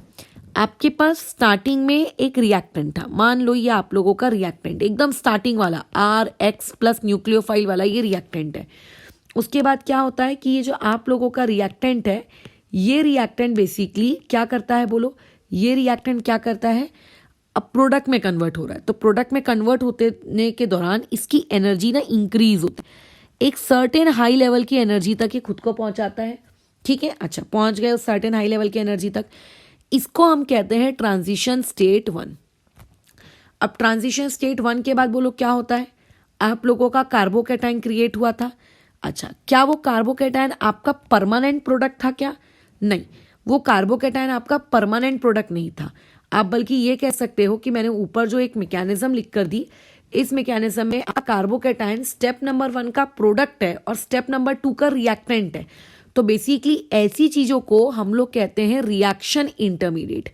ऐसी चीज़ों को हम लोग क्या कहते हैं? रिएक्शन इंटरमीडिएट, जो फर्स्ट स्टेप में बनते हैं और सेकंड स्टेप में कंज्यूम हो जाते हैं, उनको हम लोग क्या कहते हैं? Reaction intermediate. और हमेशा दो ट्रांजिशन स्टेट्स के बीच में ही आपको एक रिएक्शन इंटरमीडिएट मिलता है। तो ट्रांजिशन स्टेट यानी कि हाईएस्ट एनर्जी की स्टेट, फिर वो एनर्जी डाउन हुई, एनर्जी डाउन होने के बाद हमको क्या मिला? एक पर्टिकुलर प्रोडक्ट मिला। लेकिन वो प्रोडक्ट क्या उसी स्टेप पे रुक गया? नहीं, वो फिर से खुद को वो रीअरेंज, मतलब फिर से उस पर न्यूक्लियोफाइल अटैक किया, फिर वो एक और हायर एनर्जी की आपको स्टेट मिली, और अगेन आपको एक हायर एनर्जी की स्टेट मिली, और फिर वो हायर एनर्जी की स्टेट क्या हुई बोलो आप लोगों की? फाइनली फिर किस में कन्वर्ट हो गई? प्रोडक्ट में कन्वर्ट हो गई। तो ये आप लोगों का क्या है? प्रोडक्ट है ना? ये आप लोगों का क्या है? प्रोडक्ट। तो ये क्या हुई? ट्रांजिशन स्टेट नंबर 1, ये हो गई ट्रांजिशन स्टेट नंबर 2, और ये उनके बीच का क्या हो गया? इंटरमीडिएट। ये जो डिप दिखता है ना, ये जो डिप दिखता है, this dip indicates the intermediate. और जो ये आपको पीक दिखते हैं, ये पीक इंडिकेट व्हाट? आप लोगों का ट्रांजिशन स्टेट है ना। जितनी भी ट्रांजिशन स्टेट होगी रिएक्शन इंटरमीडिएट, उससे एक आपका कम होगा। दो ट्रांजिशन स्टेट्स के बीच में आप लोगों को क्या मिलता है? एक इंटरमीडिएट देखने को मिलता है। अच्छा, अब इसमें एक सवाल देखो क्रिएट किया जाता है, आपको क्वेश्चन दिया जाता है और उस क्वेश्चन में बोलता है कि बताइए इस पर्टिकुलर क्वेश्चन के अकॉर्डिंग इसका जो सही ग्राफिकल रिप्रेजेंटेशन है वो क्या होगा। हम में से मैक्सिमम स्टूडेंट्स को यही लगता है कि देखो यार कि आप ना जब क्या कहते हैं SN1 रिएक्शन पढ़ते हो तो SN1 के लिए जो ग्राफ मैंने ऊपर बना के दिया बस यही ग्राफ चलता है यूनिवर्सली। ऐसा नहीं होता है ना। अगर आप क्या सबस्ट्रेट ले रहे हो, आपका क्वेश्चन क्या है, उस क्वेश्चन के अकॉर्डिंग आप लोगों का ग्राफ चेंज होता है। जैसे कि यहाँ होगा, बोलो स्टेप नंबर 1 में क्या होगा। स्टेप नंबर 1 में सबसे पहले तो कार्बोकैटायन बनेगा। दुनिया में जब भी कार्बोकैटायन बनेगा आपको हमेशा याद रखना है कि कार्बोकैटायन खुद को क्या करवाएगा? रीअरेंज। मैं जानती हूँ कि ये मेरा ट्रांजिशन स्टेट नंबर 1 है ना, लेकिन ये कार्बोकैटायन ये ट्रांजिशन स्टेट नंबर 1 नहीं है, सॉरी, ये आप लोगों का रिएक्शन इंटरमीडिएट है। ट्रांजिशन स्टेट तो इससे पहले था, है ना, ये हम जानते हैं। तो यानी कि अगर मैं ग्राफ प्लॉट करूं तो मैं जानती हूं कि ये मेरा रिएक्टेंट है। इस रिएक्टेंट के बाद मुझे ये ट्रांजिशन स्टेट मिलेगी। ये डिप आ रहा है, ये डिप किस चीज को इंडिकेट कर रहा है? मेरे कार्बोकैटायन को अरेंज बता रहा है। लेकिन तुम तो जानते हो कि ये कार्बोकैटायन रीअरेंज करेगा, यानी कि स्टेप नंबर 2 यहाँ पे रीअरेंजमेंट है, ना कि न्यूक्लियोफाइल का अटैक। तो रीअरेंज होने के बाद बोलो ये चीज कैसी दिखेगी? रीअरेंज होने के बाद ये चीज आप लोगों की कुछ ऐसी दिखने वाली है। तो इसका मतलब यहाँ पे सेकंड स्टेप में कार्बोकैटायन रीअरेंज हुआ है ना। ये इस स्टेप से इस स्टेप में आए, जब आप इस स्टेप से इस स्टेप में आए तो ये आपका रिएक्टेंट बन गया और ये आपका प्रोडक्ट बन गया। तो इस रिएक्टेंट और इस प्रोडक्ट के बीच में भी तो क्या होगी? एक ट्रांजिशन स्टेट होगी। तो जब कार्बोकैटायन रीअरेंज होता है तो उसके रीअरेंज की वजह से भी एक पीक क्रिएट होता है। और रीअरेंज हो जाने के बाद जब वो अगेन क्या बना लेता है? बोलो अगेन, बोलो वो क्या बना लेता है? आप लोगों का अगेन क्या बना लेता है? बताओ। वो अगेन आपका एक इंटरमीडिएट बना लेता है ना। वो अगेन एक इंटरमीडिएट बना लेता है। क्या ये प्रोडक्ट है? नहीं। अभी स्टेप नंबर 3 में बोलो यहाँ कौन होगा? न्यूक्लियोफाइल आएगा। तो जब न्यूक्लियोफाइल आता है तो थोड़ा थोड़ा थोड़ा थोड़ा बॉन्ड बनता है, तो ये उस बॉन्ड बनने वाली पीक है। और जब बॉन्ड बन जाता है कंप्लीटली तो फाइनली आप लोगों का क्या बन जाता है? प्रोडक्ट बन जाता है। तो आप जितनी बार रीअरेंज करोगे, देखो पहली पीक ट्रांजिशन स्टेट, पहली पीक क्या बताती है? कि बॉन्ड टूट रहा है, बॉन्ड टूट रहा है, ठीक है, SN1 में। ये आखिरी वाली पीक क्या बताती है? कि जो बॉन्ड है वो बन रहा है धीरे धीरे। अच्छा, अब इन दोनों पीक्स के बीच में जितने और पीक्स आपको दिखते हैं ये बताता है कि एक बार रीअरेंजमेंट हुआ है, एक बार रीअरेंजमेंट हुआ है। तुम तो जानते हो कि रीअरेंजमेंट कैसे किया जाता है कार्बोकैटायन का, है ना। कई बार होता है ना कि 2-2 3-3 बार चीजें रीअरेंज हो जाती हैं। तो जितनी बार चीजें रीअरेंज होंगी उतनी बार आप लोगों को क्या मिलेंगे? पिक्स मिलेंगे। उतने दो बीच में, उन दो के बीच में उतने पिक्स मिलेंगे। So this is a transition state 1, this is a transition state 2, this is a transition state 3, और this is intermediate 1, this is intermediate 2। तो देखो ट्रांजिशन स्टेट कितनी थी? 3, और इंटरमीडिएट उससे कितना है? 1 कम, यानी कि बोलो कितना? 2। ठीक है। तो ये ग्राफिकल रिप्रेजेंटेशन होता है किस चीज का? आप लोगों के SN1 रिएक्शन का। मैं अभी इसमें प्रैक्टिस प्रॉब्लम्स नहीं ले रही हूँ, इसमें मैंने सिर्फ इतना बताया है कि कौन चीज़ कैसे क्या। हाँ, अब इसमें तुम्हें एक बात याद रखनी है कि ये रिएक्शंस जो होती हैं आप लोगों की एक्सोथर्मिक रिएक्शंस होती हैं। SN1 रिएक्शंस कैसी होती हैं? एक्सोथर्मिक रिएक्शंस होती हैं, बराबर। अच्छा हाँ, अब इसमें एक बात तुम्हें बस इतना ध्यान रखना है कि ये रिएक्शन ओवरऑल एक्सोथर्मिक होती है, ये रिएक्शन ओवरऑल एक्सोथर्मिक होती है, ओवरऑल। बट अगर मैं इसकी मैकेनिज्म में आऊं तो मैकेनिज्म की पहली स्टेप बोलो क्या है? आयोनाइजेशन। आयोनाइजेशन में हम क्या कर रहे हैं? बॉन्ड तोड़ रहे हैं। और दुनिया में जब जब बॉन्ड तोड़ा जाता है, तुम तो जानते हो कि ये चीज़ क्या होती है, ये एंडोथर्मिक होती है, मतलब एनर्जी आपको देनी पड़ती है। बट सेकेंड स्टेप में जब न्यूक्लियोफाइल आता है, तो न्यूक्लियोफाइल आ रहा है मतलब बॉन्ड बन रहा है, और जब जब बॉन्ड बनता है बोलो रिएक्शन क्या होती है? एक्सोथर्मिक होती है। तो बेसिकली स्टेप नंबर 2 जो है वो स्टेप नंबर 1 पे बहुत ज़्यादा डोमिनेटिंग हो गई, तो सच दैट कि ओवरऑल रिएक्शन आपकी कैसी होती है? एक्सोथर्मिक। इसीलिए जब भी एनर्जी प्रोफाइल डायग्राम बनाया जाता है, तो एनर्जी प्रोफाइल डायग्राम बनाते वक्त देखो, मैं हमेशा आपका जो लेवल है ना, जो मैं रिएक्टेंट का लेवल है, देखो ये ऊपर दिखा रही हूँ, और जो प्रोडक्ट बन रहा है उसका लेवल मैं कैसा नीचे दिखा रही हूँ, है ना। यानी कि यहाँ पे गैप आपको देखने को मिल रहा है, यानी कि आपको यहाँ पे साफ साफ दिख रहा है कि एनर्जी ऑफ रिएक्टेंट ज़्यादा है as compare to energy of product. इसका मतलब जब प्रोडक्ट बना तो इसका मतलब क्या? एनर्जी इस पूरे प्रोसेस में क्या हुई है? रिलीज हुई है। और अगर इस पूरी प्रोसेस में एनर्जी रिलीज हुई है, इसका मतलब ये प्रोसेस कैसी है? एक्सोथर्मिक है। कल हम लोग क्या करेंगे? ये जो हमने SN1 रिएक्शन पढ़ी है, इस SN1 रिएक्शन का हम लोग क्या पढ़ने वाले हैं बताओ?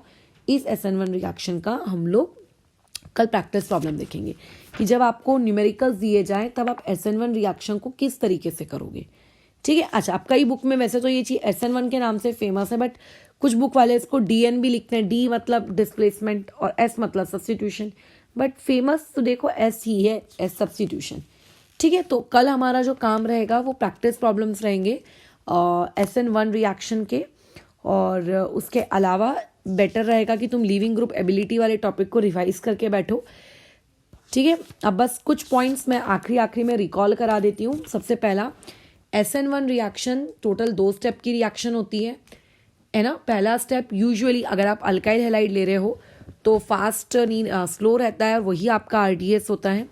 दूसरी चीज़, ये फर्स्ट ऑर्डर रिएक्शन है, इसकी मॉलिक्यूलैरिटी 1 है, इसीलिए इसको यूनिमॉलिक्यूलर रिएक्शंस कहते हैं।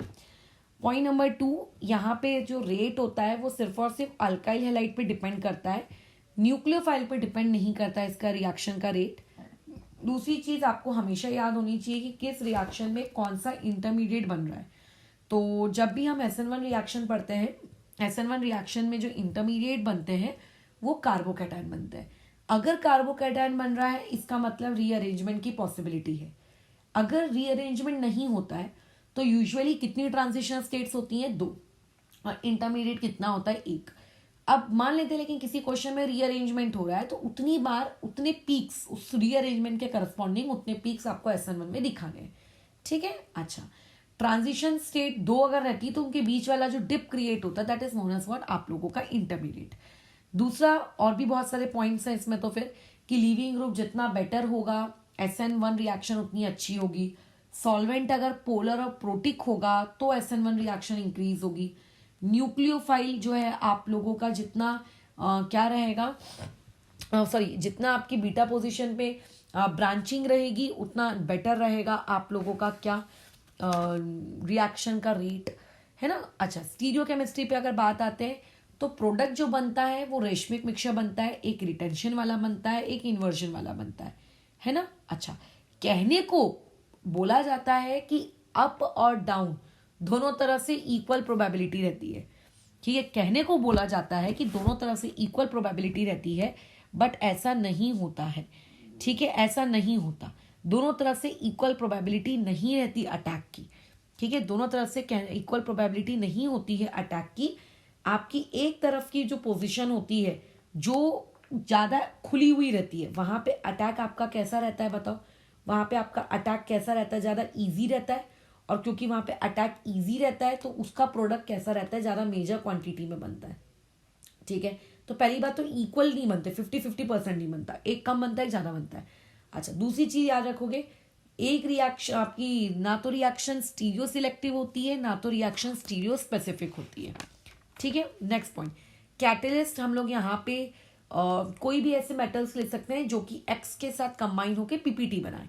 अभी मैंने ऐसे एग्जांपल में ले लिया था आप लोगों का Ag+, Pb2+।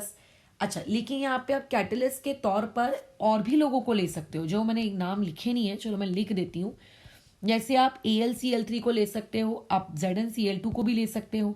AlCl3 कैटलिस्ट तो नहीं बनाता है, हाँ, बट ये है कि AlCl3 के पास क्या होते हैं, वैकेंट ऑर्बिटल्स होते हैं ना, तो वो कैसा रहता है आप लोगों का, बेटर रहता है। आप कोई भी स्ट्रॉन्ग एसिड ले सकते हो, ठीक है। अच्छा, अब आपका रिएक्शन स्टेबल होगी, मतलब कि रिएक्शन कितनी ज़्यादा फॉरवर्ड डायरेक्शन में जाएगी, ये कैसे पता चलता है, जितना ज़्यादा आपका कार्बोकैटायन स्टेबल होगा उतना ज़्यादा। बट कौन सा वाला कार्बोकैटायन, रीअरेंज करने से पहले वाला कि रीअरेंज करने के बाद वाला, तो रीअरेंज करने से पहले वाला। रीअरेंज करने के बाद वाले कार्बोकैटायंस को आप नहीं देखेंगे, किस चीज़ के लिए, स्टेबिलिटी के लिए। ठीक है, बस खत्म। अच्छा हाँ, एक और चीज़ थी कि जितना न्यूक्लियोफाइल वीक होता है, जितना कमज़ोर होता है, ठीक है, आप लोगों की रिएक्शन का रेट उतना ज़्यादा होता है। ठीक है, उतना ज़्यादा होता है, ध्यान रखोगे, जितना कमज़ोर न्यूक्लियोफाइल है। ठीक है, जितना कमज़ोर न्यूक्लियोफाइल है, जितना कमज़ोर, अब न्यूक्लियोफाइल कमज़ोर होता है कि अच्छा होता है कि स्ट्रांग होता है, ये हम कहाँ पढ़े थे, न्यूक्लियोफिलिसिटी में। तो 3 चार्ट्स अपने कमरे में लगा के चिपकाना, एक बेसिसिटी का, एक न्यूक्लियोफिलिसिटी का और एक लिविंग ग्रुप एबिलिटी का, क्योंकि वो तीनों चीज़ें हैं जो एक स्टूडेंट को सबसे ज़्यादा कंफ्यूज करती हैं। ठीक है, कल का हमारा जो अभी क्लास रहेगा वो हम लोग SN1 रिएक्शन आज जो हम पढ़े हैं, इस SN1 रिएक्शन के कल प्रैक्टिस क्वेश्चंस करेंगे थोड़े बहुत। ठीक है, और उसके बाद हम लोग मूव कर जाएंगे किस में, आपके SN2 रिएक्शन में, और SN2 रिएक्शन को भी पढ़ेंगे। ठीक है, जैसा ये SN1 के लिए इतना लंबा प्रवचन चला है ना, वैसे ही SN2 के लिए भी चलेगा। और फिलहाल लेकिन कल का काम हमारा क्या है, SN1 से रिलेटेड कुछ प्रैक्टिस प्रॉब्लम्स को करना। ये थ्योरी हमने आज कवर की इसकी पूरी। ठीक है, चलो, तो अभी फिलहाल अभी हम लोग यहाँ पे चीज़ें रोकते हैं और कल आगे इसके प्रैक्टिस प्रॉब्लम से कंटिन्यू करेंगे।